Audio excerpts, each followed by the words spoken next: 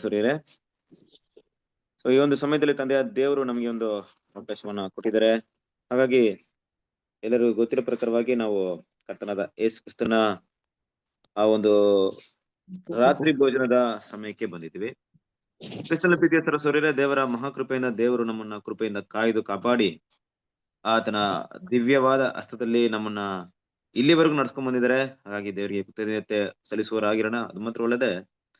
ಇವತ್ತು ನಾವು ನೋಡಿರುವಂತ ಒಂದು ಪಾಠ ಆಕ್ಚುಲಿ ನೋಡ್ಬೇಕಾದ್ರೆ ನಾನು ಪಾಸ್ವರ್ ಬಗ್ಗೆ ಸಂಬಂಧಪಟ್ಟಂತ ವಿಷಯಗಳನ್ನ ನೋಡೋಣ ಅಂತ ಪ್ಲಾನ್ ಮಾಡ್ತಿದ್ವಿ.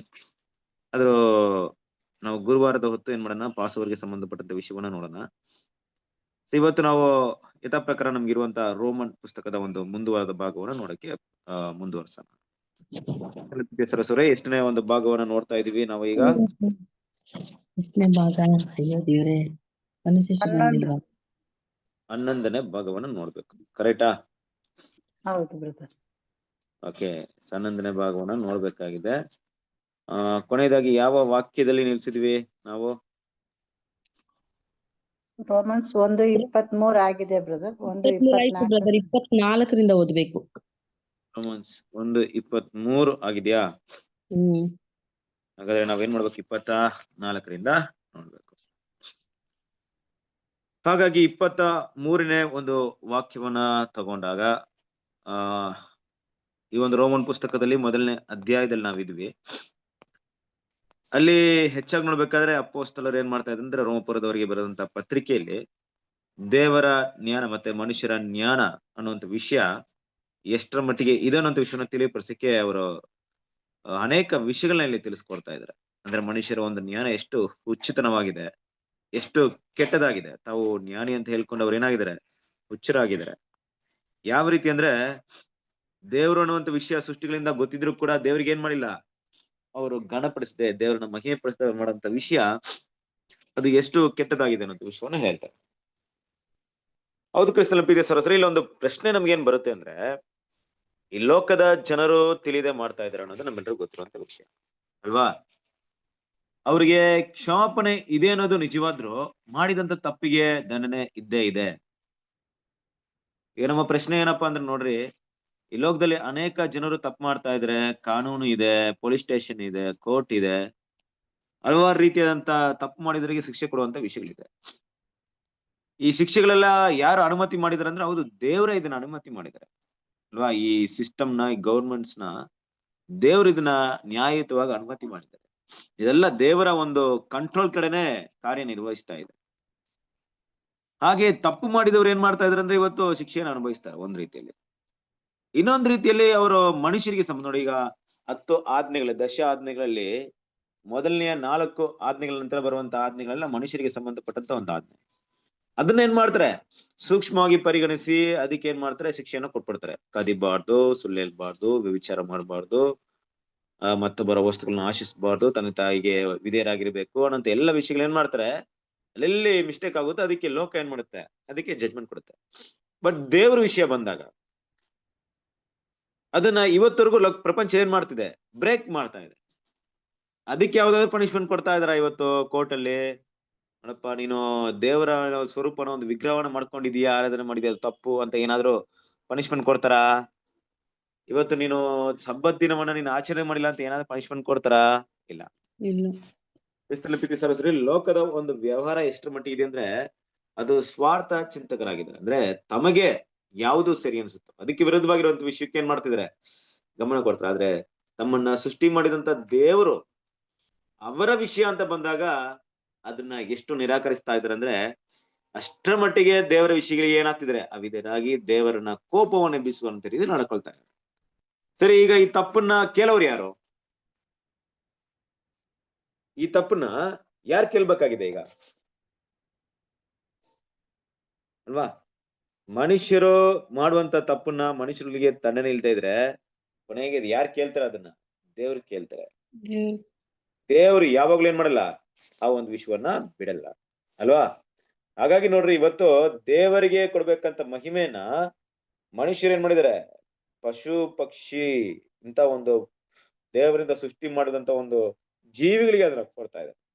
ಆಗಿರ್ಬೇಕಾದ್ರೆ ದೇವರ ಕೋಪ ಇಲ್ಲಿ ಬರ್ತಾ ಇದೆ. ಈ ಕೋಪವನ್ನ ದೇವರು ಯಾವ ರೀತಿ ಅದನ್ನ ವ್ಯಕ್ತಪಡಿಸ್ತಾರೆ ಅನ್ನೋದೇ ಇವತ್ತಿನ ದಿನದಲ್ಲಿ ನಾವು ನೋಡುವಂತ ಒಂದು ಪಾಠವಾಗಿದೆ ಅಲ್ವಾ. ಸಾಕ್ಷಿ ನೋಡ್ಬೇಕಾದ್ರೆ ಇವತ್ತಿನ ಒಂದು ಪಾಠದ ವಿಷಯವನ್ನು ಹೋದನ ರೋಮಪುರದವರಿಗೆ 1ನೇ ಅಧ್ಯಾಯ 24ನೇ ವಾಕ್ಯ.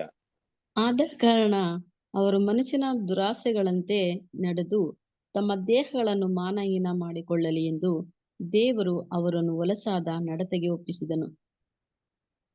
ನೋಡಿದ್ರೆ ಇನ್ನೇನ್ ಮಾಡಿದಾರೆ ಅಂದ್ರೆ, ಆದ ಕಾರಣ ಅವರ ಮನಸ್ಸಿನ ದುರಾಶೆಗಳಂತೆ ನಡೆದು ತಮ್ಮ ದೇಹನು ಮಾನಹೀನ ಮಾಡಿಕೊಳ್ಳಲಿ ಎಂದು ದೇವರು ಅವರನ್ನು ಹೊಲಸಾದ ನಡತೆಗೆ ಒಪ್ಪಿಸಿದನು ಅಂತಿದೆ. ಅಂದ್ರೆ ಏನ್ ಅರ್ಥ, ಯಾವ ಅರ್ಥದಲ್ಲಿ ಇದನ್ನ ಅರ್ಥ ಮಾಡ್ಕೊಳ್ಳೋದು ನೋಡ್ರಿ. ಒಂದ್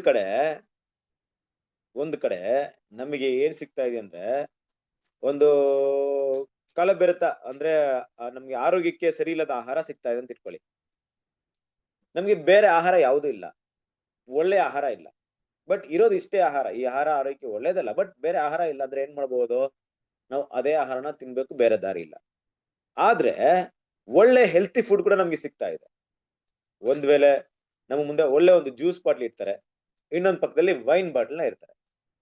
ಈಗ ಏನ್ ಮಾಡ್ಬೇಕು, ಯಾವ್ದನ್ನ ಚೂಸ್ ಮಾಡ್ಬೇಕು, ನಮ್ಮ ಆರೋಗ್ಯಕ್ಕೆ ಯಾವ್ದು ಸರಿಯಾಗಿರುತ್ತೆ ಅದನ್ನ ಚೂಸ್ ಮಾಡ್ಬೇಕು. ಕರೆಕ್ಟ್ ಅಲ್ವಾ? ಹಾಗೆ ಇಲ್ಲಿ ಕೂಡ ಮನುಷ್ಯನ ಮುಂದೆ ಯಾವಾಗ್ಲೂ ಕೂಡ 2 ಅವಕಾಶಗಳು ಸಿಗ್ತಾ ಇರುತ್ತೆ.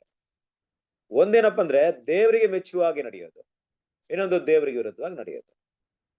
ದೇವರಿಗೆ ಮೆಚ್ಚುವಾಗಿ ನಡೆಯುವಂತ ವಿಷಯ ಕ್ರೈಸ್ತರಾದ ನಮ್ಗೆ ಸತ್ಯವೇದಿಂದ ಗೊತ್ತಾಗುತ್ತಪ್ಪ, ದೇವರ ವಾಕ್ಯದಿಂದ ಗೊತ್ತಾಗುತ್ತೆ.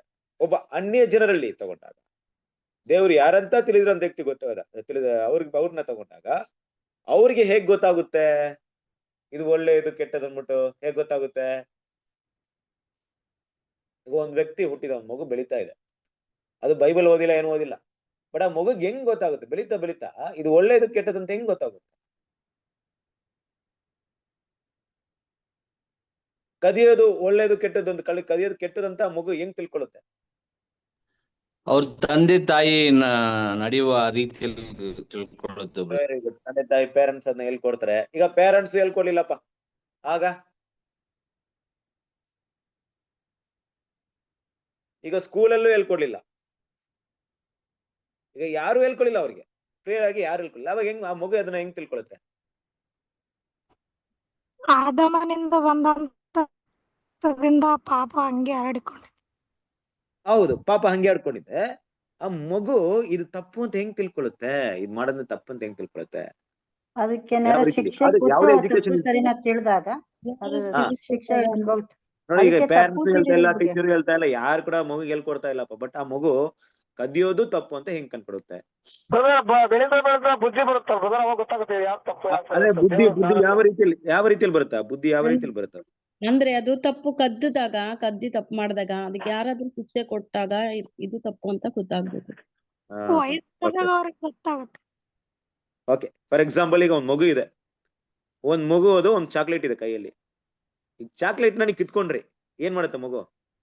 ಅಳುತ್ತೆ ಅದು. ಅಳುತ್ತೆ. ಆಗ ಅದ್ ಮಗುಗ್ ಏನ್ ಗೊತ್ತಾಯ್ತು ಅಂದ್ರೆ, ನನ್ ಕಡೆಯಿಂದ ನೀವ್ ಚಾಕ್ಲೇಟ್ ಯಾಕೆ ಕಿತ್ಕೊಂಡ್ರಿ, ಕರೆಕ್ಟಾ? ನೀವ್ ಕಿಟ್ಕೊಂಡ್ಬಾರ್ದಾಯ್ತು, ನನ್ ವಸ್ತುನ ನೀವ್ ಯಾಕೆ ತಗೊಂಡ್ರಿ ಅನ್ನಂತ ಗೊತ್ತಾಯ್ತು ಅದಕ್ಕೆ. ಅದೇ ರೀತಿ ಆ ಮಗುಗ್ ಏನ್ ಗೊತ್ತಾಗುತ್ತೆ, ನಾನ್ ಬೇರೆಯವ್ರ ವಸ್ತುನ ಏನ್ ಮಾಡ್ಬಾರ್ದು, ಮುಟ್ಬಾರ್ದು ಅಂತ ಗೊತ್ತಾಯ್ತು. ನೀವು ಮಾಡಿದ್ದು ತಪ್ಪು. ನನ್ ಕಡೆಯಿಂದ ನೀನ್ ಚಾಕ್ಲೇಟ್ ತಗೊಂಡಿದ್ದು ಸರಿ ಅಂದ್ರೆ, ನಿಮ್ ಕಡೆಯಿಂದ ನಾನು ಕತ್ಕೊಳ್ಳೋದು ಸರಿಯಲ್ಲ, ತಪ್ಪಲ್ಲ. ನನ್ ಕಡೆಯಿಂದ ನೀನ್ ತಗೊಂಡಿದ್ದಕ್ಕೆ ಅದು ಕೋಪ ತೋರಿಸುತ್ತೆ ಅಂದ್ರೆ ಅದೇನ್ ತೋರ್ಸ್ಕೊಡ್ತಿದೆ ಅಂದ್ರೆ ಇದು ತಪ್ಪು. ನನ್ನ ವಸ್ತುನ ತಗೊಂಬಾರ್ದಾಯ್ತು ಅಂದ್ರೆ ಕದ್ಕೊಳ್ಳೋದು. ನನ್ನ ವಸ್ತುನ ಯಾರ ತಗೊಂಡ್ರೆ ನಾನು ನೋವಾಗ ರೀತಿಲಿ ನಾನು ಇನ್ನೊಬ್ಬರ ವಸ್ತುನ ತಗೊಳ್ಬಾರ್ದು. ನನ್ನನ್ನ ಯಾರ ಬೈದ್ರೆ ನನಗೆ ನೋವಾಗ ರೀತಿಲಿ ನಾನು ಇನ್ನೊಬ್ಬನ ಬೈಬಾರ್ದು. ಇಂಥ ವಿಷಯಗಳೆಲ್ಲ ಏನಾಗುತ್ತೆ ಅಂದ್ರೆ, ಬೆಳೀತಾ ತನಗೆ ಯಾವುದು ಹಾನಿಕರವಾಗುತ್ತೋ ಅದನ್ನ ಬೇರೆಯವ್ರಿಗೆ ಮಾಡ್ಬಾರ್ದು ಅನ್ನೋ ವಿಷಯ ಏನ್ ಮಾಡ್ತಾರೆ, ಅದನ್ನೇ ದೇವ್ರು ಏನಂದ್ರೆ ಮನಸ್ಸಾಕ್ಷಿಯಲ್ಲೇ ಆ ಸಿಸ್ಟಮ್ ಇಟ್ಟಿದ್ದಾರೆ. ತನ್ನ ಒಂದು ಮನಸ್ಸಿನ ಸಾಕ್ಷಿ ಈ ವಿಷಯವನ್ನ ಬೆಳೀತಾ ತನ್ನ ಸನ್ನಿವೇಶಗಳ ಅನುಗುಣವಾಗಿ ಈ ವಿಷಯ ಇದೆ. ಆದ್ರೆ ಒಂದ್ ಟೈಮಲ್ಲಿ ಅದನ್ನ ಹೇಳ್ಕೊಡ್ತೀವಿ ಮಕ್ಳಿಗೆ, ಕದಿಬಾರ್ದು ಅಂದ್ರೆ.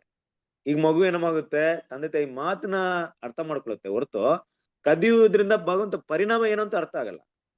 ಈಗ ನಮ್ಮ ಪಾಕೆಟ್ ಅಲ್ಲಿ ಒಂದ್ 2,000 ರೂಪಾಯಿ ಇದೆ, ಪಿಟ್ ಪಾಕೆಟ್. ಯಾರೋ ಒಬ್ಬರು ಏನ್ ಮಾಡಿದಾರೆ, ನಮ್ಮ ಪಾಕೆಟ್ ಇಂದ ದುಡ್ಡು ತಗೊಂಡ್ಬಿಟ್ರು, ಪಿಟ್ ಪಾಕೆಟ್ ಮಾಡ್ಕೊಂಡಿದ್ದಾರೆ. ಅಂದ್ರೆ ನಮ್ಮ ಪಾಕೆಟ್ ನ ಪಿಕ್ ಮಾಡಿದ್ದಾರೆ, ಅಂದ್ರೆ ನಮ್ಮ ಹಣವನ್ನ ತಗೊಂಡ್ಬಿಟ್ಟಿದ್ದಾರೆ. ಈಗ ನಾವು ಅದರ ನೋವು ನಾವು ಅನುಭವಿಸ್ತಾ ಇರ್ತೀವಿ, ಕರೆಕ್ಟ್ ಅಲ್ವಾ?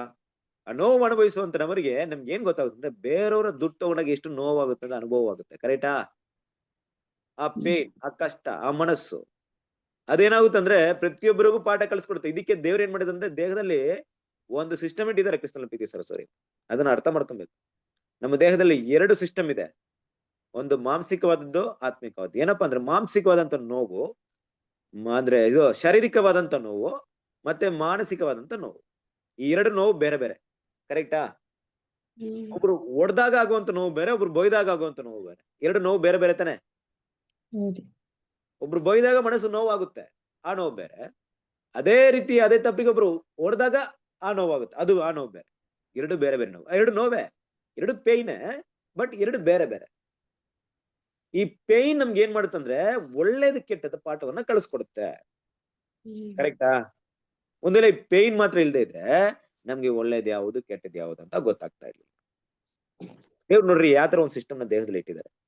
ಆ ನೋವು ಅನ್ನೋ ಒಂದು ವಿಷಯನೇ ನಮ್ಗೆ ಹಲವಾರು ಪಾಠವನ್ನ ಕಲಿಸ್ಕೊಡುತ್ತೆ. ಮಾನಸಿಕವಾದಂತ ನೋವು, ನಾವು ಅಳ್ಬೇಕಾ, ನಾವು ದುಃಖ ಮಾಡ್ಬೇಕಾ, ನಾವು ಚಿಂತೆ ಮಾಡ್ಬೇಕಾ, ಅಂತಹ ಸನ್ನಿವೇಶಗಳಲ್ಲಿ ಬರುವಂತಹ ಒಂದು ಸಹಿಸಲಾರದಂತ ಒಂದು ಟೆನ್ಷನ್ ಅಲ್ಲಿ ಬರುವಂತ ವಿಷಯಗಳೆಲ್ಲ ಇದೆಯಲ್ಲ, ಅದೆಲ್ಲ ಏನ್ ಮಾಡುತ್ತೆ ಅಂದ್ರೆ ನಮ್ಗೆ ಪಾಠಗಳನ್ನ ಕಲಿಸ್ಕೊಡುತ್ತೆ. ಇದು ದೇವ್ರು ಎಲ್ಲಿ ಇಟ್ಟಿದ್ದಾರೆ? ನಮ್ಮ ದೇಹದಲ್ಲೇ ಏನ್ ಮಾಡಿದ್ದಾರೆ, ನ್ಯಾಚುರಲ್ ಆಗಿ ಇಟ್ಟಿದ್ದಾರೆ ಕ್ರಿಸ್ತನ ಪ್ರೀತಿಯ ಸರಸ್ವರಿ ಅಲ್ವಾ? ನೋಡ್ರಿ, ಲಾಸ್ಟ್ ಟೈಮ್ ನಾವು ಈ ವಿಷಯನ ಮಾತಾಡಿದ್ವಿ. ಒಂದ್ ಮಗು ಹುಟ್ಬೇಕಾದ್ರೆ ಬಾಡಿಯಲ್ಲಿ ಸೆನ್ಸ್ ಇಲ್ಲ. ಏನ್ ಸೆನ್ಸ್ ಇಲ್ಲ ಅಂದ್ರೆ ನೋವಿನ ಸೆನ್ಸ್ ಇಲ್ಲ.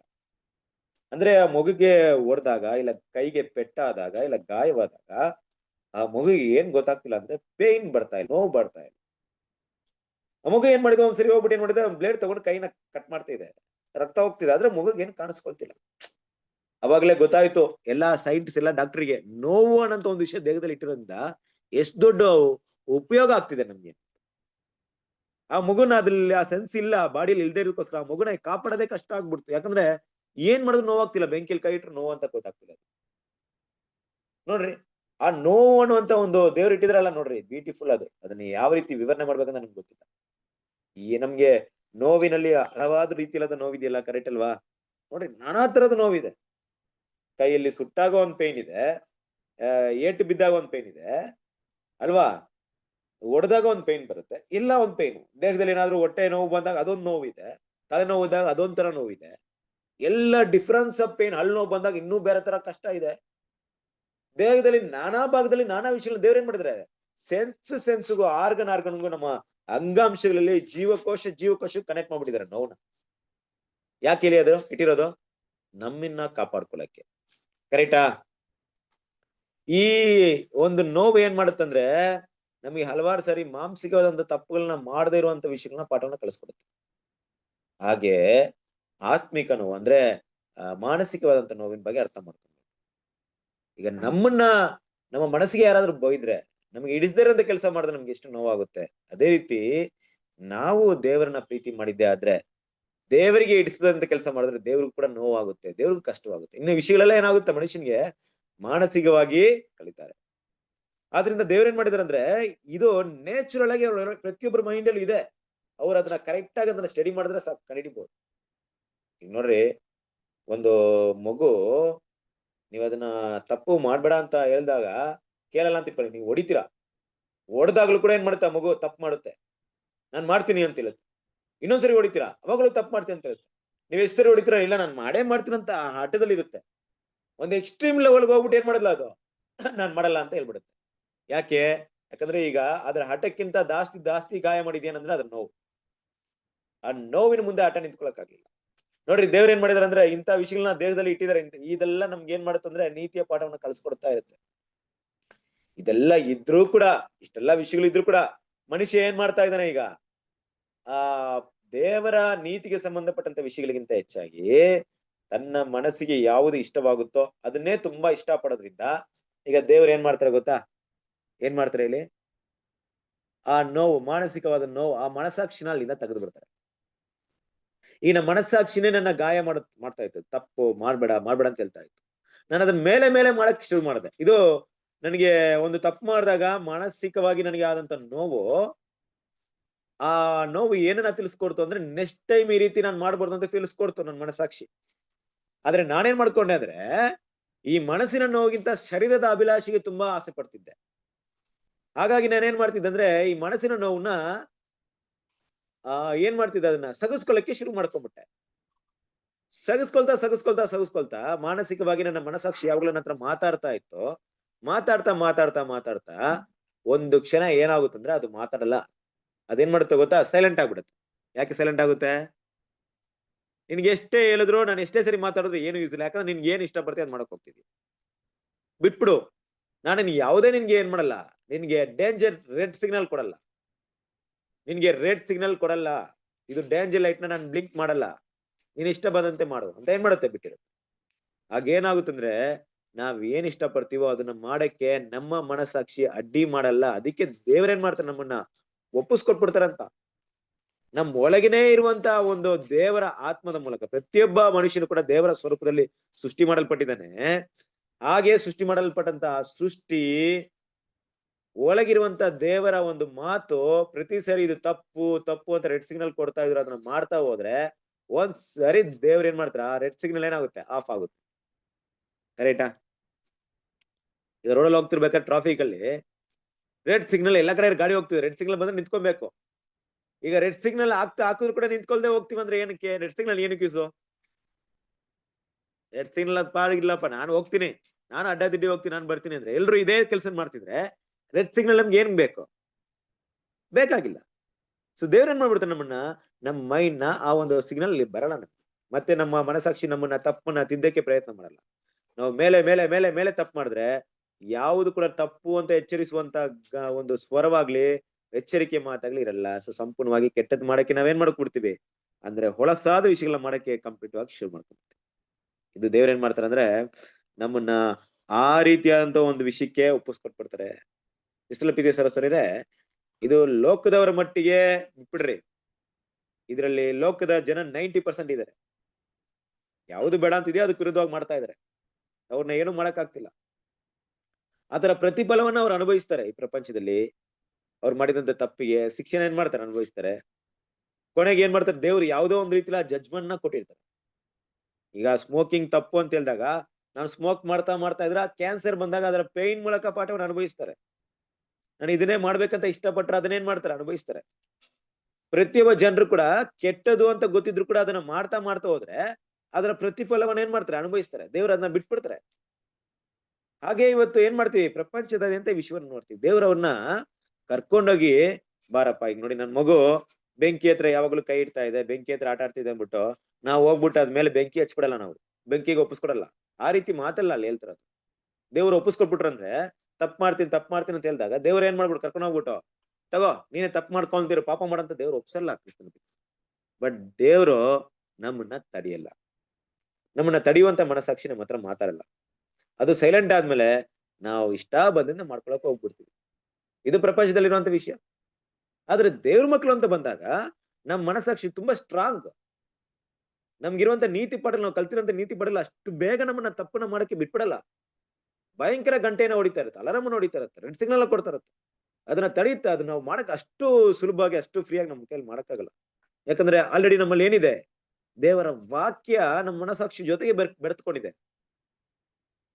ಒಂದು ಕದಿಯೋದನ್ನ ಲೋಕದ ಜನರಿಗೆ ತಪ್ಪು ಅಂತ ಹೇಳೋದಕ್ಕೂ, ಒಂದು ಕದಿಯುವಂತ ಕೆಲಸನ ದೇವರ ಮಕ್ಕಳಿಗೆ ತಪ್ಪು ಅಂತ ಹೇಳೋದಕ್ಕೂ ಡಿಫ್ರೆನ್ಸ್ ಇರುತ್ತೆ. ಅವ್ರಿಗೆ ಅದನ್ನ ಸಾಧಾರಣವಾಗಿ ತಿಳಿಸ್ಬೋದು, ಕದಿಯೋದು ತಪ್ಪು ಅಂತ ಅಷ್ಟೇ. ಆದ್ರೆ ಕದಿಯೋದು ಅಯ್ಯೋ ನಾನ್ ಮಾಡ್ಲೇಬಾರ್ದು ಅನ್ನೋಂತ ರೀತಿಯಲ್ಲಿ ನಮ್ಗೆ ಇರುತ್ತೆ ನಮ್ಮ ಮನಸ್ಸಾಕ್ಷಿ. ನಮ್ಮ ಮನಸ್ಸಾಕ್ಷಿ ತುಂಬಾ ಸ್ಟ್ರಾಂಗ್ ಇರುತ್ತೆ ಕ್ರಿಸ್ತನ ಪ್ರೀತಿ ಸರ್. ಆದ್ರೆ ನಾವು ಕೂಡ ನಮ್ಮ ಮನಸ್ಸಾಕ್ಷಿನ ಇದೇ ರೀತಿ ಮಾಡ್ತೀವಂದ್ರೆ ಯೋಚನೆ ಮಾಡ್ರಿ. ಇವತ್ತು ಸತ್ತೋಗಿರುವಂತ ಲೋಕದವರ ಮನಸ್ಸಾಕ್ಷಿ 1000 ವರ್ಷ ಆಳ್ವಿಕೆಯಲ್ಲಿ ಏನ್ ಮಾಡುತ್ತೆ, ನೀತಿಯ ಪಾಠವನ್ನು ಕೊಟ್ಟಾಗ ಅಯ್ಯೋ ಈ ರೀತಿ ಏನಾ ಅಂತ ಪಾಠ ಕಲ್ತ್ಕೊಂಡು ಮತ್ತೆ ದೇವರ ಹತ್ರ ಬರುತ್ತೆ. ಆದ್ರೆ ಅದೇ 1000 ವರ್ಷದಲ್ಲಿ ಕೊಡ್ಬೇಕಂತ ಅದೇ ಆತ್ಮನ ದೇವ್ರ ಮಕ್ಳಿಗೆ ಈಗಲೇ ಕೊಟ್ಟಿದಾರಲ್ವಾ. ನಾವು ಅದಕ್ಕೆ ವಿರುದ್ಧವಾಗಿ ಕೆಲಸ ಮಾಡಕ್ ಹೋದ್ರೆ ನಮ್ಮನ್ನ ತಡೆಯೋರು ಯಾರು? ನೋಡ್ರಿ, ಲೋಕದಗೂ ಮತ್ತೆ ಸಭೆಗಿರುವಂತ ಡಿಫ್ರೆನ್ಸಿಯೇಷನ್ ಅನ್ನು ನೋಡ್ಬೋದು ಅಲ್ವಾ. ಕ್ರಿಸ್ತನ ಪ್ರೀತಿ ಸಹೋದರರೇ, ಮಾಂಸಿಕವಾದಂತ ಬೆಳಗಿನತೆ ಎಷ್ಟು ದೊಡ್ಡದಿದೆ ಗೊತ್ತಾ? ಇದನ್ನ ಲೋಕದವರಿಗೆ ಕರ್ತನಾದ ಇದು ದೇವ್ರು ಮಾತಾಡ್ತಾ ಇದ್ರ, ಬಟ್ ದೇವ್ರ ಮಕ್ಳಿಗೆ ಈ ರೀತಿ ಮಾತಾಡಲ್ಲ ಗೊತ್ತಾ ನಿಮ್ಗೆ? ದೇವ್ರ ಮಕ್ಳಿಗೆ ಯಾವ ರೀತಿ ಮಾತಾಡ್ತಾರ ಗೊತ್ತಾ? ಲೋಕದವ್ರ ಮಟ್ಟಿಗೆ ದೇವ್ರ ಹತ್ರ ಬರ್ದೇ ಇರೋದಕ್ಕೋಸ್ಕರ ಅವ್ರನ್ನ ಕೆಟ್ಟದ್ ಮಾಡಕ್ಕೆ ದೇವ್ರು ಸೈಲೆಂಟ್ ಆಗಿ ಬಿಟ್ಬಿಟ್ರು. ಆದ್ರೆ ಲೋಕದವರೆಲ್ಲ ನಾವು ದೇವರಿಂದ ಆರಿಸಲ್ಪಟ್ಟಂತ ದೇವರ ಮಕ್ಕಳು. ಆದ್ರಿಂದ ಲೋಕದ ಆಸೆ, ಅಟ್ರಾಕ್ಷನ್ಸ್, ಲಸ್ಟ್ ಅಲ್ವಾ, ಆ ಇಚ್ಛೆ ಎಷ್ಟರ ಮಟ್ಟಿಗೆ ನಮ್ಮನ್ನ ಸುತ್ತಲಿದ್ರು ದೇವರ ಕೃಪೆ ಅಷ್ಟೇ ದೊಡ್ಡದಾಗಿದೆ. ದೇವ್ರ ಮಕ್ಳಿಗೆ ಆ ಕೃಪೆ ಏನಕ್ಕೋಸ್ಕರ ಇದೆ ಅಂದ್ರೆ ಹೇಗಾದ್ರೂ ಆ ಪಾಪವನ್ನು ಬಿಟ್ಟು ಹೊರಡೆ ಬರ್ಬೇಕಂದ್ಬಿಟ್ಟು. ಆದ್ರೆ ಅದನ್ನ ದುರುಪಯೋಗ ಮಾಡ್ಕೊಳ್ತೀವಿ ಅಂದ್ರೆ, ಅದನ್ನ ಮಿಸ್ಯೂಸ್ ಮಾಡ್ಕೊಳ್ತೀವಂದ್ರೆ, ದೇವರ ಕೃಪೆ ಇದೆ, ದೇವರ ಕೃಪಾಸನ ಇದೆ, ಹೋಗಿದ್ರೆ ಯಾವಾಗ ಬೇಕು ದೇವ್ರ ಕ್ಷಮಿಸ್ತಾನೆ ಅಂದ್ಬಿಟ್ಟು ನಾವು ಮಾಡಿದ್ದೇ ಮಾಡ್ತಾ ಇದ್ರೆ ಒಂದು ದಿನ ಕೃಪೆ ಸ್ಟಾಪ್ ಆಯ್ತು ಅಂದ್ರೆ ಲೋಕದವ್ರು ಬೇಕಾದ್ರೆ 1000 ವರ್ಷಕ್ಕೆ ಸಿಗುತ್ತೆ, ಕ್ರಿಸ್ತನ ಪ್ರೀತಿ ಇದೆ, ನಮಗ್ ಸ್ಟಾಪ್ ಆಯ್ತು ಅಂದ್ರೆ ಯಾವಾಗ್ಲೂ ಸಿಗಲ್ಲ. ಹಾಗಾಗಿ ವಿಶ್ವನ ದೇವ್ರ ಮಕ್ಳು ತುಂಬಾ ಸ್ಪಷ್ಟವಾಗಿ ಅರ್ಥ ಮಾಡ್ತಾರೆ. ಇಲ್ಲಿ ದೇವ್ರು ಒಪ್ಪಿಸ್ಕೊಡ್ತಾರೆ ಅಂದ್ರೆ ದೇವರಾಗ ಒಪ್ಪಿಸ್ಕೊಡ್ತಾ ಇಲ್ಲ, ಬದಲಾಗಿ ಆ ಒಂದು ಮನಸ್ಸಾಕ್ಷಿ, ಪ್ರತಿಯೊಬ್ಬ ಮನುಷ್ಯರಲ್ಲಿ ಇರುವಂತಹ ಮನಸ್ಸಾಕ್ಷಿ ಮಾತಾಡೋದನ್ನ ನಿಲ್ಲಿಸಿರುತ್ತೆ. ಆ ರೆಡ್ ಸಿಗ್ನಲ್ ನ ದೇವ್ರ ಆಫ್ ಮಾಡ್ತಿತ್ತು. ಹೆಂಗ್ ಬೇಕಾದ್ರೆ ಹೋಗಪ್ಪ ನೋಡು, ಮುಂದೆ ಲಾರಿ ಬರುತ್ತೆ, ರೆಡ್ ಸಿಗ್ನಲ್ ಆಗ್ತಾ ಇದೀನಿ, ಅಲ್ಲಿ ಬರ್ತಾ ಇದೆ ಸ್ಪೀಡ್ಗೆ ಲಾರಿ ಬರ್ತಾ ಇದೆ, ನೀನ್ ಫಾಲೋ ಮಾಡಂಗಿದ್ರೆ ನಿಂತ್ಕೋ, ಇಲ್ಲ ಹೋಗ್ತೀನಿ ಅಂದ್ರೆ ಬಿಟ್ಬಿಡ್ತೀನಿ, ರೆಡ್ ಸಿಗ್ನಲ್ ಆಫ್ ಮಾಡ್ತೀನಿ, ಹೊಟ್ಟೋಗು, ಹೋಗಿ ಗುದ್ದು ಬೀಳು, ಗಾಯವಾಗ ಆಕ್ಸಿಡೆಂಟ್ ಆಗು, ಸಾಯಿ, ಏನ್ ಬೇಕಾರೆ. ದೇವ್ರು ಅದನ್ನ ಬಿಟ್ಟಿರ್ತಾರೆ. ಆಗ ಅನುಭವಿಸಿದಾಗ ಹೆಂಗಿರುತ್ತೆ, ಅದರ ಪ್ರತಿಫಲವನ್ನ ಪ್ರತಿಯೊಬ್ಬ ಮನುಷ್ಯರು ಅನುಭವಿಸ್ತಾ ಇದ್ದಾರೆ. ಇವತ್ತು ಪ್ರಪಂಚದಾದ್ಯಂತ ಪ್ರತಿಯೊಬ್ಬರು ಅನುಭವಿಸುವಂತ ಕಾಯಿಲೆ ಇರ್ಬೋದು, ಏನೇ ತಗೊಳ್ರಿ ಕ್ರಿಸ್ತನ ಪ್ರೀತಿ ಸಹೋದರ, ಅವ್ರಿಗೆ ಅದು ಬೇರೆ, ಕ್ಯಾನ್ಸರ್, ಏಡ್ಸ್ ಅಂದ್ರೆ ವೈರಸ್ ಅಂತ. ಆದ್ರೆ ಅದೆಲ್ಲ ನಿಜ ಏನ್ ಗೊತ್ತಾ, ಪ್ರತಿಯೊಬ್ಬರ ಪಾಪದ ಪ್ರತಿಫಲ ಅಲ್ವಾ. ಅವ್ರು ಏನೇ ಮಾಡಿದ್ರು ಅದನ್ನ ಏನ್ ಮಾಡಿರ್ತಾರೆ, ದೇವ್ರ ಈ ಭೂಮಿಲಿ ಅದನ್ನ ಫೈನಲೈಸ್ ಮಾಡಿರ್ತಾರೆ, ತಿನ್ಸಿರ್ತಾರೆ. ಅದು ಇವಾಗ ಅವ್ರಿಗೆ ಗೊತ್ತಾಗಲ್ಲ. 1000 ವರ್ಷ ಆಳ್ವಿಕ್ಲೆ ಎದ್ ಬಂದ್ಮೇಲೆ ನಾನ್ ಯಾಕೆ ಆ ರೀತಿ ಸತ್ಯ ಅಂತ ಗೊತ್ತಾದಾಗ, ಓ ಇದ್ರ ಸೆಟಲ್ಮೆಂಟ್ ನನಗೆ ಆಗಿದೆ ಅವಾಗ ಅಂತ ಗೊತ್ತಾಗುತ್ತೆ ಅಲ್ವಾ. ಪ್ರತಿಯೊಬ್ಬರು ಮಾಡಿದಂತ ಪಾಪ ದೇವ್ರು ಮಾಡಿದ್ದಾರೆ, ಜಡ್ಜ್ಮೆಂಟ್ ಅಲ್ಲಿ ಕೊಟ್ಟಿದ್ದಾರೆ ಅಂತ ಗೊತ್ತಾಗುತ್ತೆ. ಹೌದು ಕ್ರಿಸ್ತನ ಪ್ರೀತಿ ಸಹೋದರ, ಇದು ಬದಲಾಯಿಸದೇ ಇರುವಂತ ನಿಯಮ. ನೀವಾಗ್ಲಿ ನಾವಾಗ್ಲಿ, ಪ್ರಪಂಚ ಇವತ್ತು ಕೋರ್ಟ್ ಇರ್ಬೋದು, ಲಾಯರ್ ಇರ್ಬೋದು, ಜಡ್ಜ್ ಇರ್ಬೋದು, ಯಾರೇ ಇರ್ಬೋದು, ದಂಡನೆ ಕೊಡ್ಲಿ ಕೊಡದೆ ಹೋಗ್ಲಿ, ಇದು ಬದಲಾಯಿಸದೇ ಆಗಿರುವಂತ ನಿಯಮ. ಯಾವ ರೀತಿ ಅಂದ್ರೆ ನೋಡ್ರಿ, ಎಷ್ಟು ಇವತ್ತು ಕೇಸ್ಗಳಿಗೆ, ಇವತ್ತು ಪ್ರಪಂಚದಲ್ಲಿ ಎಷ್ಟೆಷ್ಟೋ ಒಂದು ಅತ್ಯಾಚಾರ ಇರ್ಬೋದು, ಮತ್ತೆ ಭ್ರಷ್ಟಾಚಾರ ಇರ್ಬೋದು ನಡೀತಾ ಇದೆಯಲ್ಲ, ಎಷ್ಟನ್ನ ಕಂಡುಹಿಡಿದಿದ್ದಾರೆ ಇವತ್ತು ಪೊಲೀಸು, ಎಷ್ಟನ್ನ ಕೋರ್ಟ್ ಇವತ್ತು ಫೈನಲ್ ಮಾಡಿದೆ ಅಲ್ವಾ. ಉಳ್ದಿರೋದನ್ನ ಯಾರು ಫೈನಲ್ ಮಾಡ್ತಾರದು, ದೇವರೇ ಫೈನಲ್ ಮಾಡ್ತಾ ಇದ್ದಾರೆ. ಗೊತ್ತಿಲ್ಲ ಅವ್ರಿಗೆ ಏನ್ ನಡೆದಿದೆ, ಅವ್ರು ಹೆಂಗ್ ಸತ್ರು, ಏನಾಗ್ತಾರೆ ಅನ್ನೋದು ಗೊತ್ತಿಲ್ಲ. ನಮ್ಗೆ ಇವತ್ತು ಕಾನೂನು ಇದೆ ಅಂದ್ಬಿಟ್ಟು ನಾವು ತಿಳ್ಕೊಂಡ್ಬಿಟ್ಟಿದ್ವಿ. ಕಾನೂನು ಏನ್ ಕಣ್ಣಿಗೆ ಕಾಣಿಸೋದು ಅದ್ ಮಾಡ್ತಾ ಇದೆ, ಕಣ್ಣಿಗೆ ಕಾಣಿಸದೇ ಇರುವಂತ ಎಷ್ಟೋ ವಿಷಯಗಳಿದೆ. ಆ ಜಡ್ಜ್ಮೆಂಟ್ ನ ಯಾರು ಮಾಡ್ತಾರೆ, ದೇವರು ನ್ಯಾಯವನ್ನ ತೀರಿಸ್ತಾ ಇದೆ. ಹೌದು, ಅದು ಯಾವ ರೀತಿ ಅಂದ್ರೆ ಅದ್ರ ಬದಲಾಯಿಸದೇ ಇರುವಂತ ನಿಯಮ. ಅದು ತನ್ನಿಂತಾನೆ ದೇವ್ರು ಈ ಸಿಸ್ಟಮ್ ನ ಭೂಮಿಯಲ್ಲಿ ಇಟ್ಬಿಟ್ಟಿದ್ದಾರೆ ಕ್ರಿಸ್ತನ ಪ್ರೀತಿ ಸಹೋದರ. ಅದ್ರ ಮಾಡಿದ್ರೆ ಅದರ ಪ್ರತಿಫಲನ ಅನುಭವಿಸ್ತಾರೆ. ದೇವರು ಇಸ್ರೇಲ್ ಜನರಿಗೆ ಕೊಟ್ಟಂತ ಒಂದು ನೀತಿ ನಿಯಮ ಹೇಗಿತ್ತು ಅಂದ್ರೆ, ಕಣ್ಣಿಗೆ ಕಣ್ಣು, ಜೀವಕ್ಕೆ ಜೀವ ಅಂತ ಹೇಳಿದ್ರು. ಅದು ಏನಕ್ಕಪ್ಪ ಕೊಟ್ರು ಅಂದ್ರೆ, ಅದನ್ನ ಮಾಡದೆ ಇರ್ಲಿ ಅಂತ ಕೊಟ್ರು. ಆದ್ರೆ ಲೋಕದವ್ರ ಮಟ್ಟಿಗೆ ಏನಪ್ಪಾ ಅಂದ್ರೆ, ಅದನ್ನ ಮಾಡಿ ಅವರು ಅನುಭವಿಸ್ತಾ ಇರ್ತಾರೆ ಅಷ್ಟೇ. ಅಂದ್ರೆ ಇಸ್ರೇಲ್ ಜನರಿಗೆ ನೋಡ್ರಿ, ಒಂದು ಕಣ್ಣನ್ನ ನೀವೇನ ತೆಗೆದ್ರೆ, ಒಬ್ರು ಅನೀತಿಯಾಗಿ ಇನ್ನೊಂದು ಕಣ್ಣನ್ನು ತೆಗಿರಿ, ಅದು ನೀತಿ. ಅದಕ್ ಮೇಲ್ ಮಾಡಿದ್ರೆ ನಿಮ್ಗೆ ಶಿಕ್ಷೆ ಇದೆ. ದೇವರ ನೀತಿನ ಫಾಲೋ ಮಾಡದೇ ಇದ್ರೆ ನಿಮ್ಗೆ ದಂಡನೆ ಇದೆ, ದೇವ್ರು ಕೊಟ್ಟಿದ್ರು ಅಲ್ವಾ. ಇದನ್ನೆಲ್ಲ ಯಾವ ರೀತಿ ಅಂದ್ರೆ ಅವ್ರಿಗೆ ನೀತಿ ನಿಯಮನ ಹೇಳ್ಕೊಡ್ತಿದ್ರು ದೇವ್ರು, ಈ ರೀತಿ ಮಾಡ್ರಿ ಅಂತ. ಬಟ್ ಲೋಕದವ್ರಿಗೆ ಏನಿಲ್ಲ, ಆ ರೀತಿ ನೀತಿ ನಿಯಮ ಇಲ್ಲ. ಆ ಮನಸ್ಸಾಕ್ಷಿನ ಬ್ರೇಕ್ ಮಾಡೋದ್ನ ಬರುವಂತ ಶಿಕ್ಷೆಗಳೇ ದೊಡ್ಡದು. ಹಾಗಾಗಿ ಇವತ್ತು ಪ್ರಪಂಚದಾದ್ಯಂತ ಅನುಭವಿಸ್ತಿರುವಂತ ಎಲ್ಲಾ ಒಂದು ವಿಷಯಗಳಿಗೆ ಕಾರಣ ಏನಪ್ಪಾ ಅಂದ್ರೆ, ದೇವರು ಅನ್ನುವಂತ ವಿಷಯ ತಮ್ಮ ಹೃದಯದಲ್ಲಿ ಅದು ಇದ್ರು ಕೂಡ, ದೇವರ ಸೃಷ್ಟಿಗಳಲ್ಲಿ ತೋರಿಸಲ್ಪಟ್ರು ಕೂಡ, ದೇವರ ನೀತಿ ನಿಯಮಗಳಲ್ಲಿ ಅದು ಅಡಕವಾಗಿದ್ರು ಕೂಡ, ಅದನ್ನ ಬಲವಂತವಾಗಿ ಫೋರ್ಸ್ ಆಗಿ ಬ್ರೇಕ್ ಮಾಡೋದ್ರಿಂದ ಬರುವಂತ ಒಂದು ಅಪಾಯ, ಹಾನಿ, ಸಮಸ್ಯೆಗಳು, ರೋಗ, ಇದೆಲ್ಲ ಕೂಡ ಅದನ್ನೇ ನಾವು ಕೆಟ್ಟದನ್ನ ದೇವರು ಏಕೆ ಅನುಮತಿ ಮಾಡಿದಾರೆ ಅಂತ ನೋಡ್ತಾ ಇದ್ದೀವಿ. ಮನುಷ್ಯನಿಗೆ ಹೇಳಿದ್ರೆ ಅವ್ನು ಕೇಳ್ತಾ ಇಲ್ಲ, ಎಕ್ಸ್ಪೀರಿಯನ್ಸ್ ಮಾಡಕ್ ಬಿಟ್ಬಿಟ್ಟಿದ್ದಾರೆ. ದೇವ್ರು ಸೈಲೆಂಟ್ ಆಗಿದ್ದಾರೆ ಅಷ್ಟೇ ಅಲ್ವಾ. ಸೊ ಅದನ್ನ ಏನ್ ಮಾಡ್ತೀವಿ ನಾವು ನೋಡ್ತೀವಿ. ಅದೆಲ್ಲ ಇನ್ನು ಕೂಡ ನಾವು ನೋಡ್ಬೇಕಾದ್ರೆ ರೋಮಪುರದವರಿಗೆ 1ನೇ ಅಧ್ಯಾಯ 25ನೇ ವಾಕ್ಯ ನೋಡ್ಬೋದು. ರೋಮಪುರದವರಿಗೆ 1ನೇ ಅಧ್ಯಾಯ 25ನೇ ವಾಕ್ಯ. ಅವರು ಸತ್ಯ ದೇವರನ್ನು ಬಿಟ್ಟು ಅಸತ್ಯವಾದದನ್ನು ಹಿಡಿದುಕೊಂಡು ಸೃಷ್ಟಿಕರ್ತನನ್ನು ಪೂಜಿಸದೆ ಸೃಷ್ಟಿ ವಸ್ತುಗಳನ್ನೇ ಪೂಜಿಸಿ ಸೇವಿಸುವರಾದರು. ಸೃಷ್ಟಿಕರ್ತನೊಬ್ಬನೇ ನಿರಂತರ ಸ್ತುತಿ ಹೊಂದತಕ್ಕವನು. ಆಮೇನ್. ನೋಡಿದ್ರಾ, ಸತ್ಯ ದೇವರನ್ನು ಬಿಟ್ಟು ನೋಡಿ, ಸತ್ಯ ದೇವರಂತ ಇಲ್ಲಿ ಮಾತಾಡ್ಬೇಕ್ರೆ ಯೆಹೋವ ದೇವರಂತ ಅವ್ರು ಹೆಂಗ್ ಗೊತ್ತು? ಕ್ರಿಸ್ತನ ಪ್ರೀತಿ ಅವ್ರಿಗೆ ಯೆಹೋವ ದೇವರಂತಲ್ಲ. ಈ ಪ್ರತಿ ಸೃಷ್ಟಿ ಕೂಡ ಏನ್ ಹೇಳ್ಕೊಡ್ತಿದ್ರೆ, ಈ ಸೃಷ್ಟಿಯನ್ನ ಮಾಡಿರೋಪ್ಪ ಸೃಷ್ಟಿಕರ್ತ ಇದಾರೆ ಅಂತ ಹೇಳ್ಕೊಡ್ತಿದ್ರು. ಜ್ಞಾನವಾಗಿ ಯೋಚನೆ ಮಾಡಿದ್ರೆ ಸಾಕು. ಬೇಸಿಕ್ ನಾಲೆಜ್ ಇದು, ಕಾಮನ್ ಸೆನ್ಸ್ ಅಂತ ಹೇಳ್ತಾರೆ. ಅಂದ್ರೆ ಸಾಮಾನ್ಯ ಜ್ಞಾನ ಇದು. ಪ್ರತಿಯೊಬ್ರು ಕೂಡ ಏನ್ ಮಾಡ್ಬೇಕು, ಕುತ್ಕೊಂಡು ಯೋಚನೆ ಮಾಡಿದ್ರೆ, ನನ್ನನ್ನ ಸೃಷ್ಟಿ ಮಾಡಿದ ದೇವರನ್ನ ನಾನು ಸೃಷ್ಟಿ ಮಾಡಕ್ಕಾಗುತ್ತಾ? ಜನರಲ್ ನಾಲೆಜ್ ಕ್ವಶನ್ ಅಲ್ವಾ.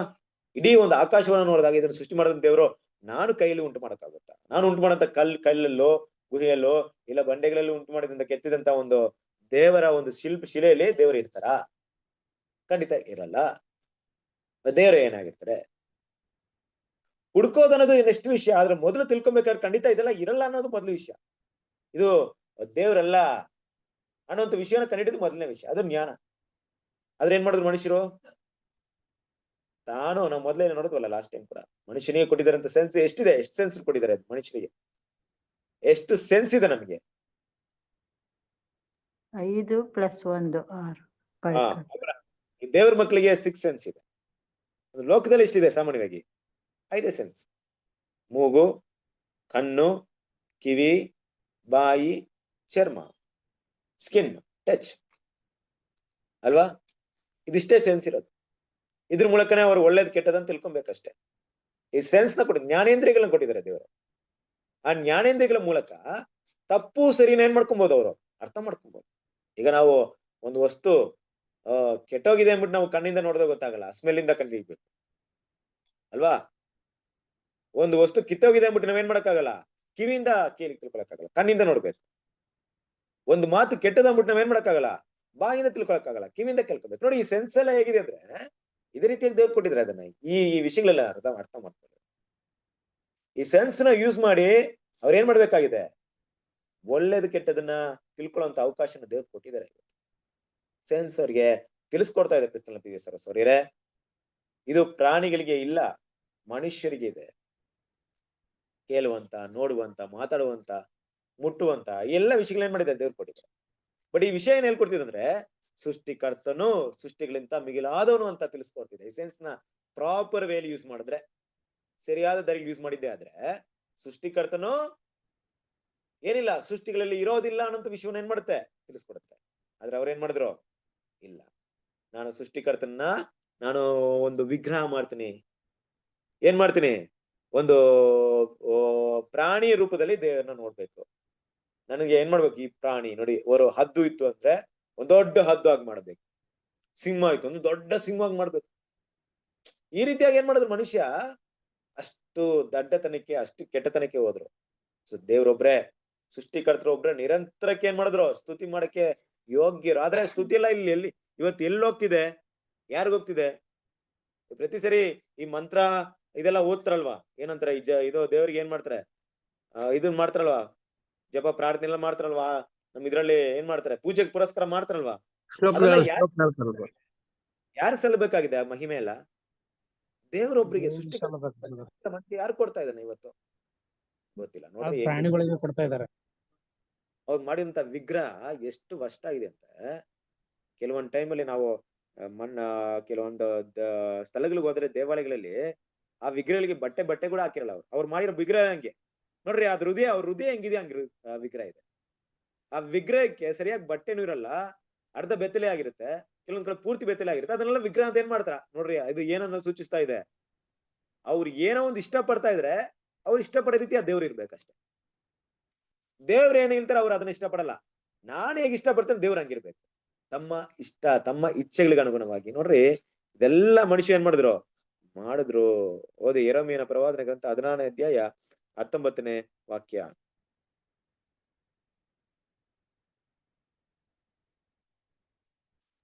ಯೆಹೋವನೇ ನನ್ನ ಬಲವೇ, ಬಲವಾದ ನನ್ನ ದುರ್ಗವೇ, ಇಕ್ಕಟ್ಟಿನ ದಿನದಲ್ಲಿ ನನ್ನ ಆಶ್ರಯವೇ, ಲೋಕದ ಕಟ್ಟಕಡೆಯಿಂದ ಜನಾಂಗಗಳು ನಿನ್ನ ಬಳಿಗೆ ಸೇರಿ ನಮ್ಮ ಪಿತೃಗಳು ಶುದ್ಧ ಸುಳ್ಳನ್ನು, ಮಾಯವನ್ನು, ಪ್ರಯೋಜನವಿಲ್ಲದವುಗಳನ್ನು ಪಾರಂಪರ್ಯವಾಗಿ ಹೊಂದಿದ್ದಾರೆ ಎಂದು ಅರಿಕೆ ಮಾಡುವರು.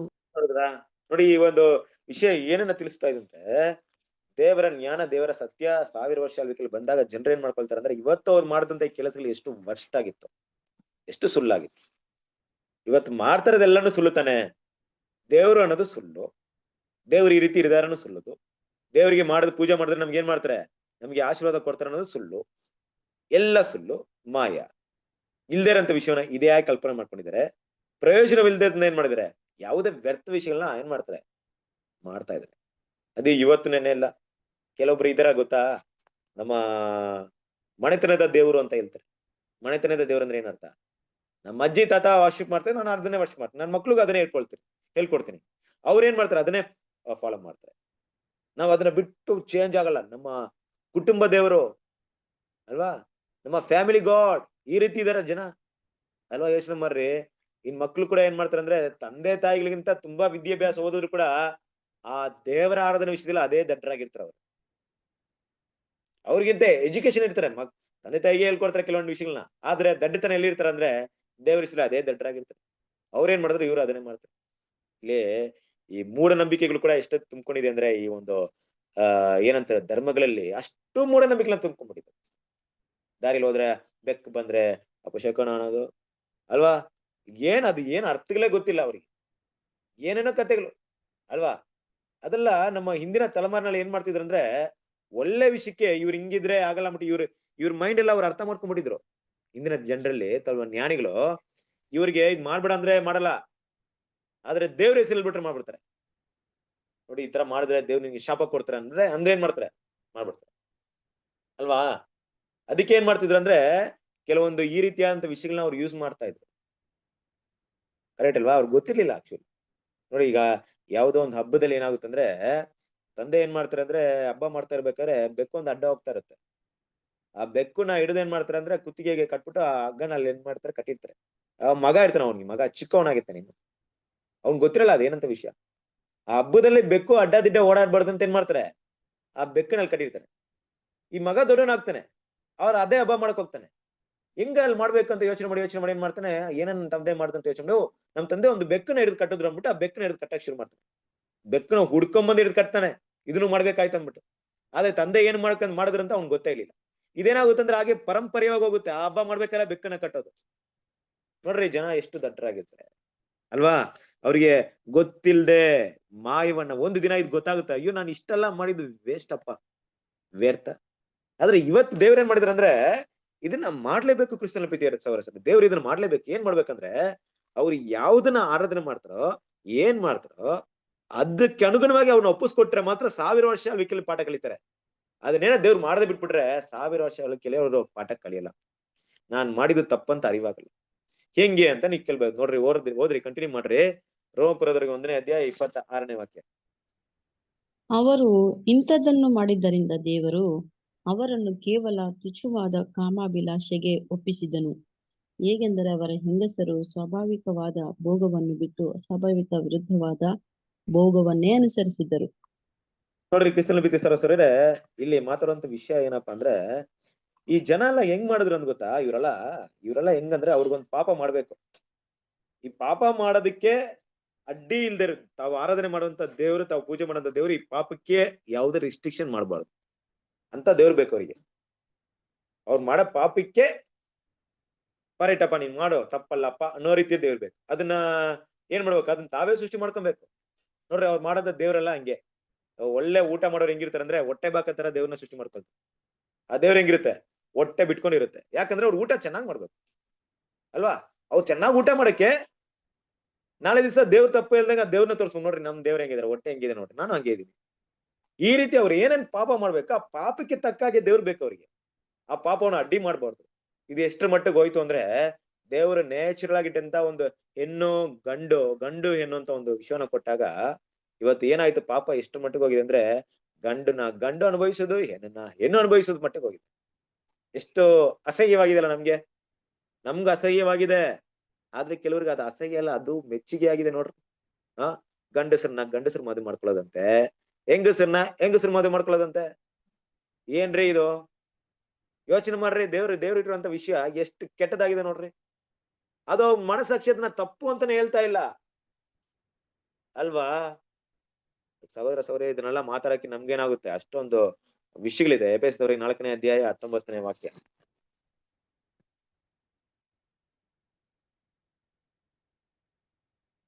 ಅವರು ತಮ್ಮ ದುಸ್ಥಿತಿಗಾಗಿ ಸ್ವಲ್ಪವೂ ಚಿಂತಿಸದೆ ತಮ್ಮನ್ನು ಬಂಡುತನಕ್ಕೆ ಒಪ್ಪಿಸಿಕೊಟ್ಟು ಎಲ್ಲಾ ವಿಧವಾದ ಅಶುದ್ಧ ಕೃತ್ಯಗಳನ್ನು ಅತ್ಯಾಶೆಯಿಂದ ನಡೆಸುವವರಾಗಿದ್ದಾರೆ. ಸ್ವಲ್ಪ ಇದೆ ಸರೋಸರಿದೆ ನೋಡ್ರಿ. ನಾವು ತಪ್ಪು ಮಾಡದೇ ಇರೋದಕ್ಕೆ ಏನಪ್ಪಾ ಮೇನ್ ಕಾರಣ ಅಂದ್ರೆ, ಒಂದು ಒಳಗೆ ನಮ್ಗಿರುವಂತ ದೇವರ ಮೇಲೆ ಇರುವಂತ ಭಯ, ಇಲ್ಲವೇ ಹೊರಗೆ ಇರುವಂತ ಭಯ. ಒಂದ್ ಮಗು ತಪ್ಪು ಮಾಡದೇ ಇರುತ್ತಂದ್ರೆ ಅವ್ರನ್ನ ಸಾಕಿದಂತ ಪೇರೆಂಟ್ಸ್ ಎಲ್ಲಿ ಹೊಡಿತಾರ ಅಂದ್ಬಿಟ್ಟು, ಇಲ್ಲ ಆ ಒಂದು ತಪ್ಪಿಂದ ಆಗಿರುವಂತ ನೋವಿನ ಪರಿಣಾಮ ಅರ್ಥ ಮಾಡ್ಕೊಂಡಿದ್ರೆ ಅದನ್ನ ಮಾಡಲ್ಲ.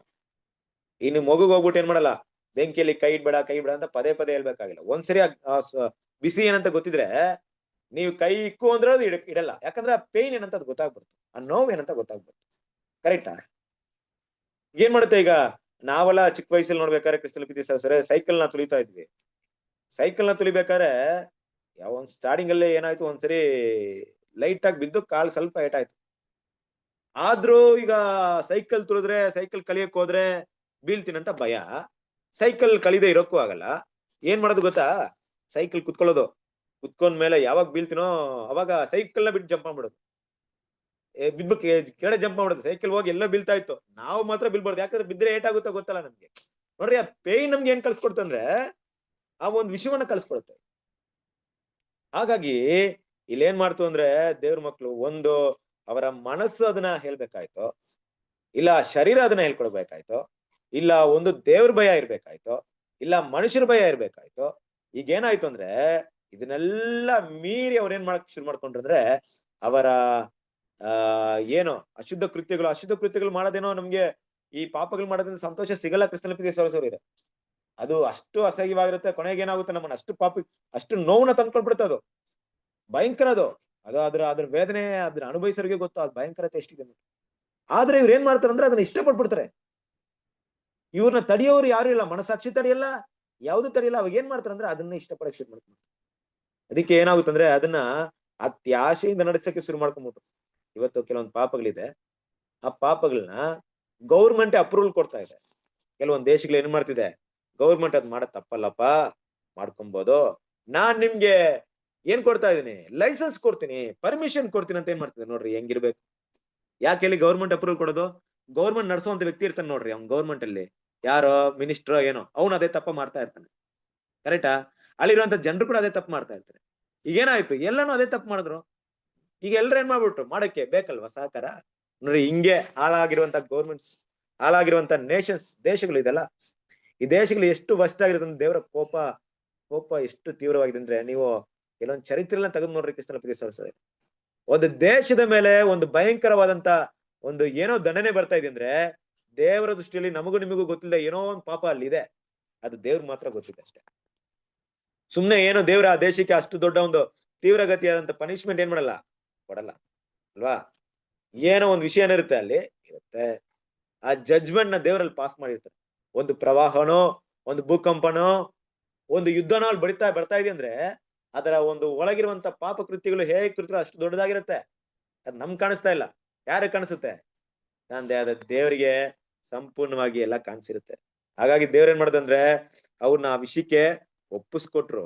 ಏನ್ ಬೇಕಾದ್ರೆ ಮಾಡಿ, ನೀವೇ ಅದ್ರ ಫಲವನ್ನ ಏನ್ ಮಾಡ್ರಿ, ಅನುಭವಿಸ್ರಿ ಅನ್ನಂತ ವಿಷಯ ಏನ್ ಮಾಡ್ತಾರೆ ಅಲ್ಲಿ ದೇವರಲ್ಲಿ ಒಪ್ಪಿಸ್ಕೊಳ್ತಾರೆ. ಕಂಟಿನ್ಯೂ ಮಾಡಿ. ಅದರಂತೆ ಗಂಡಸರು ಸಹ ಸ್ವಾಭಾವಿಕವಾದ ಸ್ತ್ರೀಭೋಗವನ್ನು ಬಿಟ್ಟು ಬೇರೆ ಮತ್ತೊಬ್ಬನನ್ನು ತಮ್ಮ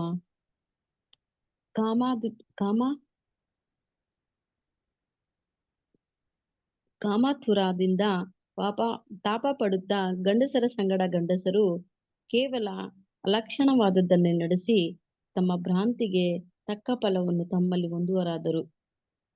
ಅವರ ಕ್ರಿಸ್ತನ ಪ್ರಿಯ ಸಹೋದರರೇ, ನೋಡ್ರಿ, ಇವತ್ತು ನಮ್ಗೆ ಇದೆಯಲ್ಲ ಈ ರೋಗಗಳು, ಇದೆಲ್ಲ ಹಿಂದಿನ ಕಾಲದಲ್ಲಿ ಕೇಳಿಲ್ಲ ನಾವು. ಈ ತರ ರೋಗಗಳು ನಮ್ಗೆ ಯಾರಿಗೂ ಗೊತ್ತಿಲ್ಲ ನಿಜವಾಗ್ಲು. ಕೇಳ್ ನೋಡ್ರಿ, ಒಂದು 50 ವರ್ಷಗಳಿಂದ ನಿಮ್ಗೆ ಯಾರಿಗೂ ಗೊತ್ತಿದೆ ಕೇಳ್ ನೋಡ್ರಿ. ಶುಗರ್, BP, ಕ್ಯಾನ್ಸರ್, ಏಡ್ಸ್ ಏನಿದೆ ಕೇಳ್ ನೋಡ್ರಿ. ಗೊತ್ತೇ ಇಲ್ಲ ಕ್ರಿಸ್ತನ ಪ್ರಿಯ ಸಹೋದರರೇ. ಆಗಿನ ಕಾಲದಲ್ಲಿ ಕೆಲವೊಂದು ರೋಗಗಳು ಅಷ್ಟೇ. ಇವತ್ತು ಏನಿದೆ ಗೊತ್ತಾ, ವೆರೈಟಿ ಇದೆ. ಹಾರ್ಟ್ ಅಟ್ಯಾಕ್ ತಗೊಳ್ರೆ, ಹಾರ್ಟ್ ಅಟ್ಯಾಕ್ ಎಲ್ರಪ್ಪ ಅಂದ್ರೆ ಹಾರ್ಟ್ ಅಟ್ಯಾಕ್ ಅಲ್ಲಿ difference kind of heart attack ನ ಹೇಳ್ತಾರೆ ಡಾಕ್ಟರ್ಸ್. ಈ ಹಾರ್ಟ್ ಅಟ್ಯಾಕ್ ಹಿಂಗೆ, ಹಾರ್ಟ್ ಅಟ್ಯಾಕ್ ಹಂಗ್ ಬರುತ್ತೆ ಅಂದ್ಬಿಟ್ಟು. ಕ್ಯಾನ್ಸರ್ ತಗೊಂಡ್ರೆ ಅದ್ರಲ್ಲಿ ಡಿಫ್ರೆನ್ಸ್ ಟೈಪ್ ಆಫ್ ಕ್ಯಾನ್ಸರ್ಸ್. ಏನಕ್ ಬಂತಿದಲ್ಲ? ಯಾರು ಅನುಮತಿ ಮಾಡೋದು? ಕ್ರಿಸ್ತನ ಪ್ರೀತಿಯ ಸಹೋದರರೇ, ನೋಡ್ರಿ, ಈ ತರ ಕೃತ್ಯಗಳು, ಪಾಪ ಕೃತ್ಯಗಳು ಪ್ರಪಂಚದಲ್ಲಿ ನಡೀತಾ ಇರೋದಕ್ಕೆ ದೇವ್ರ ಏನ್ ಮಾಡ್ತಾ ಇದಾರೆ ಅಂದ್ರೆ ಈ ಒಂದು ಪನಿಷ್ಮೆಂಟ್ಸ್, ಈ ದಂಡನೆಲ್ಲ ಏನ್ ಮಾಡ್ತಾ ಇದಾರೆ ಇವತ್ತು ದೇವರು ಪರ್ಮಿಟ್ ಮಾಡ್ತಾ ಇದಾರೆ. ಈ ರೀತಿಯಾದಂತ ಒಂದು ಪಾಪ ಕೃತ್ಯಗಳು ದೇವ್ರ ದೃಷ್ಟಿಯಲ್ಲಿ ಎಷ್ಟು ಅಸಹ್ಯವಾಗಿದೆ ಅಂದ್ರೆ ದೇವ್ರ ಏನ್ ಮಾಡ್ತಾರೆ ಅಂದ್ರೆ ಅದರ ಒಂದು ದಂಡನೆ, ಅದರ ಒಂದು ಪನಿಷ್ಮೆಂಟ್ ನ ಕೊಡ್ತಾ ಇದ್ದಾರೆ. ಇವತ್ತವರೆಗೆ ಏನಾಗ್ತಿದೆ, ಪ್ರಪಂಚ ಅದನ್ನ ಅನುಭವಿಸ್ತಾ ಇದೆ. ಪ್ರಪಂಚ ಆದ್ರೆ ಇವತ್ತವರೆಗೂ ರಿಯಲೈಸ್ ಆಗಿದೆ ಅಂದ್ರೆ ಪ್ರಪಂಚ ಹೇಳೋದೇನ್ ಗೊತ್ತಾ, ಇಲ್ಲ ಇದು ವೈರಸ್ ಇಂದ ಬಂದಿದೆ, ಇಲ್ಲ ಇದು ಆಹಾರದಿಂದ ಬಂದಿದೆ, ಇಲ್ಲ ಇದು ಬೇರೆ ರೀತಿಯ ಕಾಯಿಲೆ ಅಲ್ವಾ, ಈ ರೀತಿ ಹೇಳ್ಕೊಂಡು ಏನ್ ಮಾಡ್ತಿದೆ ಪ್ರಪಂಚ ತಿರುಗ್ತಾ ಇದೆ. ಇವತ್ತು ತಮ್ಮ ತಪ್ಪುಗಳನ್ನ ರಿಯಲೈಸ್ ಮಾಡ್ತಾ ಇಲ್ಲ ಅಲ್ವಾ, ಬದಲಾಗಿ ಏನ್ ಮಾಡ್ತಿದ್ರೆ ತಮ್ಮ ತಪ್ಪುಗಳನ್ನ ನ್ಯಾಯಪಡಿಸಿಕೊಟ್ಟಿದ್ದಾರೆ ಕ್ರಿಸ್ತನಲ್ಲಿ ಪ್ರೀತಿಯ ಸಹೋದರರೇ. ದೇವರ ಕೋಪಕ್ಕೆ ಇನ್ನೂ ಗುರಿ ಆಗ್ತಾ ಇದೆ. ದೇವರ ಕೋಪ ಹತ್ಕೊಂಡು ಉರಿಯಕ್ಕೆ ಕಾಯ್ತಾ ಇದೆ ಅಲ್ವಾ? ನೋಡ್ರಿ, ಇವತ್ತು ದೇವ್ರ ಮಕ್ಳಿಗೋಸ್ಕರ ಏನ್ ಮಾಡ್ತಾ ಇದ್ರೆ? ವೆಯ್ಟ್ ಮಾಡ್ತಾ ಇದ್ದಾರೆ ಅಷ್ಟೇ. ದೇವ್ರ ಮಕ್ಳು ಯಾವಾಗ ಓಟವನ್ನು ಓಡಿ ಮುಗಿಸ್ತಾರೋ ಕ್ರಿಸ್ತನಲ್ಲಿ ಪ್ರೀತಿಯ ಸಹೋದರರೇ, ಈ ಪ್ರಪಂಚದ ದುರ್ಗತಿನ ಏನಕ್ಕೆ ಹೋಲಿಕೆ ಮಾಡೋಣ? ಅದನ್ನ ಅಷ್ಟೂ ಒಂದು ಭಯಂಕರವಾದಂತ ಸನ್ನಿವೇಶಗಳು. ಅದರಿಂದ ದೇವ್ರ ಮಕ್ಳು ನಮ್ಗೆಲ್ಲ ಏನಕ್ಕಪ್ಪ ಈ ವಿಷಯಗಳಂದ್ರೆ, ನಾವಂತೂ ಈ ವಿಷಯಗಳಿಗೆ ಹೋಗಲ್ಲ, ಇಂಥ ವಿಷಯಗಳು ನಮ್ಮಲ್ಲಿ ಆಗಲ್ಲ. ಆದ್ರೆ ದೇವ್ರ ವಾಕ್ಯ ನಮ್ಮಲ್ಲಿ ಇಲ್ದೆ ಹೋದ್ರೆ ಖಂಡಿತ ನಾವು ಹೋಗೋದೇನೋ ದೊಡ್ಡ ವಿಷಯ ಅಲ್ಲ ಬಿಡ್ರಿ. ಹೇಳ್ಬೋದು ಬ್ರದರ್, ನಮ್ ದೇವ್ರ ಮಕ್ಳು ಒಡಂಬಡಿಕೆ ಮಾಡ್ಕೊಂಡಿರೋ ಇಂಥ ಪಾಪಗಳನ್ನ ಮಾಡ್ತಾರ? ಆಗುತ್ತಾ? ಆಗುತ್ತೆ. ಯಾವಾಗ ಆಗುತ್ತೆ? ಯಾವಾಗ ನಾಯಿ ಕಕ್ಕಿದ್ದನ್ನ ಬೇಡ ಅಂದ್ಬಿಟ್ಟು ಬಂದಿರುತ್ತೋ ಅಲ್ವಾ, ಅಸಹ್ಯ ಅಂತ ಬಿಟ್ಟಿರುತ್ತೋ, ಮತ್ತೆ ಅದಕ್ಕೆ ಹೋಗುತ್ತೆ ಅಂದ್ರೆ ಯೋಚನೆ ಮಾಡ್ರಿ. ದೇವರ ಸತ್ಯ ಅದಕ್ಕೆ ಇಡಿಸ್ದೆ ಹೋದಾಗ, ದೇವರ ಸತ್ಯ ಶ್ರೇಷ್ಠವಾದ ಕಾಣಿಸ್ದೇ ಹೋದಾಗ, ದೇವರ ಸತ್ಯ ವಾಕ್ಯಗಳು ಮನಸ್ಸಲ್ಲಿ ಇಲ್ದೆ ಹೋದಾಗ, ಅದನ್ನ ನಾವು ಅಸಡ್ಡೆ ಮಾಡಿ ಅದಕ್ಕೆ ವಿರುದ್ಧವಾಗಿ ನಾವು ನಡೆಯಕ್ ಶುರು ಮಾಡಿದ್ರೆ ಇಂಥ ಪಾಪ ಕೃತಿಗಳು ಮಾಡೋದ್ರು ದೊಡ್ಡ ವಿಷಯ ಅಲ್ವೇ ಅಲ್ಲ. ಆಗುತ್ತೆ. ಇದಕ್ಕೆ ನೋಡ್ಬೇಕಾದ್ರೆ ದೇವ್ರ ಮಕ್ಳು ಯಾವಾಗ್ಲೂ ಭಯ ಪಡುವವರಾಗಿರ್ಬೇಕು. 2 ಕೊರಿಂಥದವರಿಗೆ 4ನೇ ಅಧ್ಯಾಯ 4ರಿಂದ 6ರವರೆಗೆ.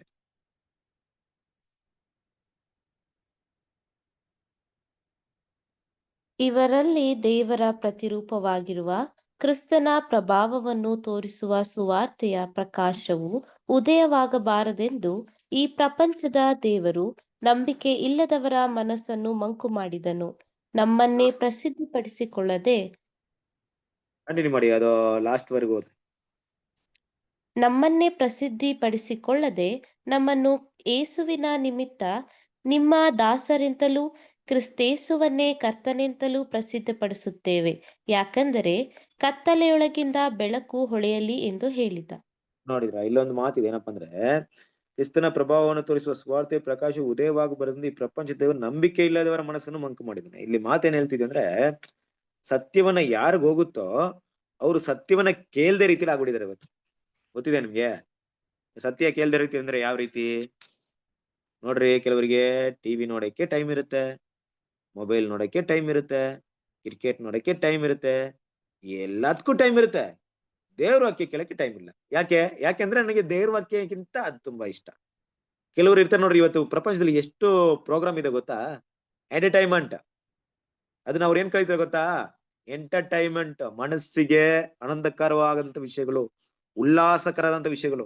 ಆದ್ರೆ ದೇವರ ದೃಷ್ಟಿಯಲ್ಲಿ ಸೈತಾನನ ಟ್ರ್ಯಾಪ್ ಅದು, ಸೈತಾನ ತಂತ್ರಗಳದು.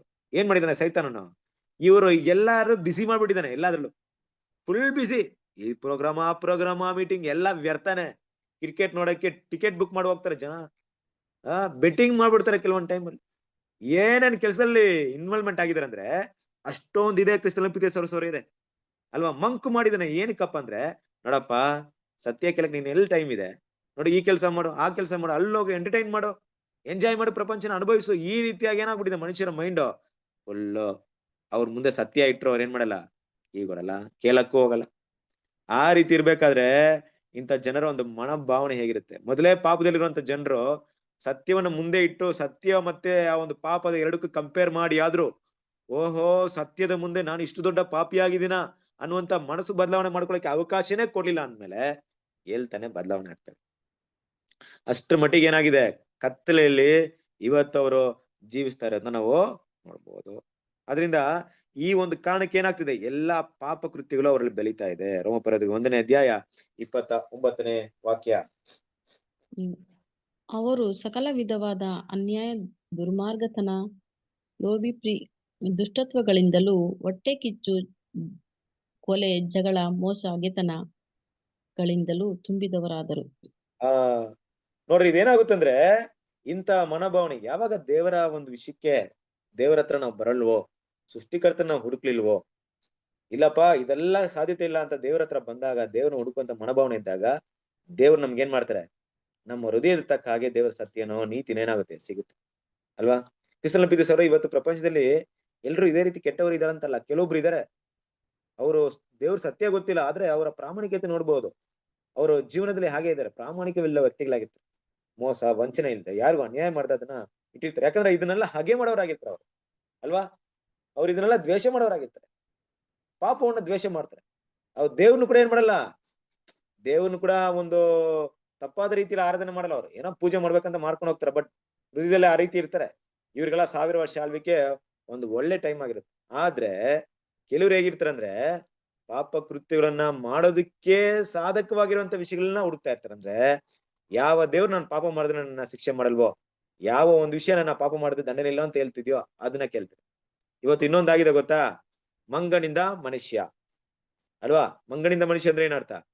ದೇವ್ರು ಅನ್ನೋದು ಇಲ್ವಾ, ದೇವ್ರು ಅನ್ನೋರೇ ಇಲ್ಲ, ನಮ್ಮನ್ನ ಯಾರು ಸೃಷ್ಟಿ ಮಾಡಿಲ್ಲ, ಹಾಗಿರ್ಬೇಕು ನಮ್ಗೆ ಯಾವುದೇ ದಂಡನೆ ಇಲ್ಲ, ನಾವು ಯಾವುದೇ ತಪ್ಪು ಮಾಡಿದ್ರು ನಮ್ಗೆ ಶಿಕ್ಷೆ ಇಲ್ಲ, ನಾವು ಕೋತಿಯಿಂದ ಬಂದಿದೀವಿ. ಆಗಿರೋದ್ರಿಂದ ನಮ್ಗೆ ಏನಿಲ್ಲ, ದೇವ್ರು ಅನ್ನೋಂಥ ಸೃಷ್ಟಿನೇ ಇಲ್ಲ. ನಾವು ಸಾಯೋದು ನ್ಯಾಚುರಲ್, ಪಾಪ ಮಾಡೋದು ಮನುಷ್ಯನ ಸ್ವಭಾವ. ಅವ್ನಿಗೆ ಏನ್ ಅನ್ಸುತ್ತೆ ಅದ್ ಮಾಡ್ಕೊಂಡು ಹೋಗ್ಲಿ, ತಪ್ಪಲ್ಲ ಅಲ್ವಾ? ಅವ್ನ್ ತಪ್ಪಂದ್ರೆ ಬಿಟ್ಬಿಡ್ಲಿ, ಸರಿ ಇರೋ ಮಾಡ್ಲಿ, ಆ ರೀತಿಯಾದ ಒಂದು ವಿಷಯ ಬಂದಿದೆ. ಯಾವುದೇ ಪಾಪ ಮಾಡಿ ತಪ್ಪಲ್ಲ, ಈ ರೀತಿ ಸಿಸ್ಟಮ್ ಎಲ್ಲ ಬೆಳ್ಕೊಂಡ್ ಬಂದಿದೆ. ಹಲವಾರು ತಪ್ಪಾದ ಕುಯುಕ್ತಿಯುಳ್ಳ ಬೋಧನೆಗಳು ಬಂದಿದೆ. ಇಲ್ಲಿ ಕ್ರೈಸ್ತರಲ್ಲಿ ಕೂಡ ಬಂದಿದೆ. ಕ್ರಿಶ್ಚಿಯನ್ ಸೈನ್ಸ್ ಅಂತ ಬಂದಿದೆ, ಮರ್ಮಾನಿಸಮ್ ಅಂತ ಬಂದಿದೆ. ಹಲವಾರು ತಪ್ಪಾದ ಬೋಧನೆ ಏನಾಗಿದೆ, ಎಂಟರ್ ಆಗಿದೆ. ಇದೆಲ್ಲ ಏನ್ ಮಾಡುತ್ತಂದ್ರೆ ಪಾಪ ಮಾಡೋದಿಕ್ಕೆ ಮನುಷ್ಯನ ಪ್ರೇರಣೆ ಮಾಡುವಂತ ಸಿಸ್ಟಮ್ ಆಗಿದೆ. ಸೈತಾನದ ಸಭೆ ಅಂತ ಒಂದು ಸಭೆ ಬಂದಿದೆ ನೋಡ್ರಿ. ಇದೇನಾಗಿದೆ ಅಂದ್ರೆ ಇದರಿಂದ ಮನುಷ್ಯರ ಗುಣಗಳೇನಾಗುತ್ತೆ, ವರ್ಸ್ಟ್ ಆಗುತ್ತೆ, ಕೆಟ್ಟ ಗುಣಗಳು ಬೆಳ್ಕೊಡುತ್ತೆ. ಕಿವಿ ಊದುವರು, ಚಾಡಿ ಹೇಳುವರು, ದೇವರನ್ನು ದ್ವೇಷಿಸುವರು, ಸೊಕ್ಕಿನವರು, ಅಹಂಕಾರಿಗಳು, ಬಡಾಯಿ ಕೊಚ್ಚಿಕೊಳ್ಳುವರು, ಕೇಡನ್ನು ಕಲ್ಪಿಸುವವರು. ಈ ವಿಷಯಗಳು ಏನ್ ಮಾಡುತ್ತೆ ಅಂದ್ರೆ ಮನುಷ್ಯನನ್ನ ಯಾವಾಗ್ಲೂ ಏನ್ ಮಾಡಲ್ಲ, ತಪ್ಪು ಅಂತ ವಿಷಯಗಳನ್ನ ತಿಳಿಸ್ಕೊಳಲ್ಲ. ಇದು ಪಾಪ ಅಂತ ಹೇಳಲ್ಲ. ಕೆಲವ್ರು ಕೆಟ್ಟ ಮಾತು ಮಾತಾಡ್ತಾರೆ ನೋಡ್ರಿ, ಬಾಯಿ ತೆಗೆದ್ರೆ ಕೆಟ್ಟ ಮಾತೆ ಅಲ್ವಾ? ಎಷ್ಟು ಮಾತಾಡ್ತಾರೆ ಅಂದ್ರೆ ಅಷ್ಟು ಮಾತಾಡ್ತಾರೆ. ನಮ್ ಸ್ಕೂಲಲ್ಲಿ ನಾನು ಓದ್ತಾ ಇರ್ಬೇಕಾದ್ರೆ ಒಂದು ಹುಡುಗ ಇದ್ದ, ಮಾತಾಡ್ಬೇಕಾದ್ರೆ ಹಿಂಗೆ ಮಾತಾಡ್ತಿದ್ದ. ಒಂದೊಂದ್ ಮಾತು ಅಮ್ಮ ಅಮ್ಮ ಅಮ್ಮ ಅಂತ ಯೂಸ್ ಮಾಡ್ತಿದ್ದ. ಅಮ್ಮ ಅದ್ ಮಾಡು, ಅಮ್ಮ ಇದ್ ಮಾಡು ಅಂತ. ಅಂದ್ರೆ ಏನಕ್ಕೆ ಅದು ನಾವು ಹೇಳ್ಬಾರ್ದು, ಏನಕ್ಕೆ ಹೇಳ್ತಾ ಇದ್ದೀನಿ ಅಂದ್ರೆ ಅವನ ಹತ್ರ ಕೇಳಿದ್ರೆ ಅವ್ನಿಗೆ ಗೊತ್ತಿಲ್ಲ ಅದ್ ಕೆಟ್ಟದ್ ಅಂದ್ಬಿಟ್ಟು ಅವ್ನಿಗೆ ಅಭ್ಯಾಸ ಆಗ್ಬಿಟ್ಟಿದೆ ಅದು. ಅವ್ನ್ ಹಂಗೆ ಮಾತಾಡೋದು. ಅವ್ನ್ ಕೆಟ್ಟ ಮಾತನ್ನ ಸೇರ್ಸ್ಕೊಂಡೆ ಮಾತಾಡ್ತಾನೆ ಮಾತುಗಳನ್ನ. ಅದು ಅವ್ನಿಗೆ ಗೊತ್ತೇ ಇಲ್ಲ, ತಪ್ಪು ಅಂತಾನೆ ಅರಿವಾಗ್ತಿಲ್ಲ ಅವ್ನಿಗೆ, ಅದನ್ನ ಬದಲಾವಣೆ ಮಾಡ್ಕೊಳಕ್ ಆಗ್ತಿಲ್ಲ ನೋಡಿ. ಎಷ್ಟು ಮಟ್ಟಿಗೆ ಏನಾಗಿರುತ್ತೆ ಅಂದ್ರೆ ಅವರ ಜೀವನ ಕೆಟ್ಟೋಗಿದೆ ನೋಡಿ ಅಲ್ವಾ? ಹೋದ್ರಿ ಒಂದು ರೋಮಪುರದವರಿಗೆ 1ನೇ ಅಧ್ಯಾಯ 31ನೇ ವಾಕ್ಯ.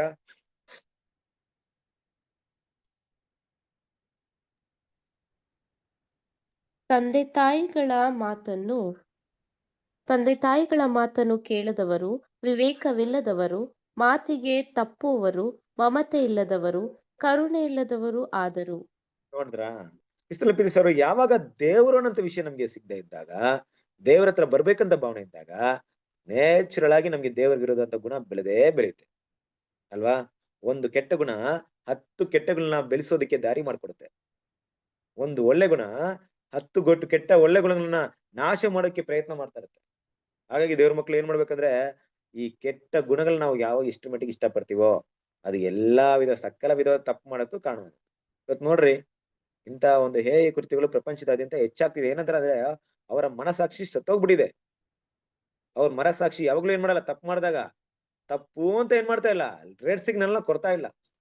ಅವ್ರ ಅದನ್ನ ಏನ್ ಮಾಡ್ತಾ ಇದಾರೆ, ಮಾಡ್ಬಿಟ್ಟು ಕೆಲವೊಂದು ವಿಷಯಗಳೆಲ್ಲ ಕೇಳ್ಕೊಂಡ್ಬಿಟ್ರೆ ಅಯ್ಯೋ ಇಷ್ಟು ಹೇಯ ಕೃತ್ಯಗಳನ್ನ ಮನುಷ್ಯ ಮಾಡ್ತಾರ ಅನ್ನೋ ಮಟ್ಟಿಗಿದೆ ನಮ್ಮ ಸುತ್ತಮುತ್ತಲಿನ ಜಗತ್ತಿನಲ್ಲಿ ಕೆಲವಂತ ಸುದ್ದಿ ಕಾರ್ಯಗಳು ಅಲ್ವಾ?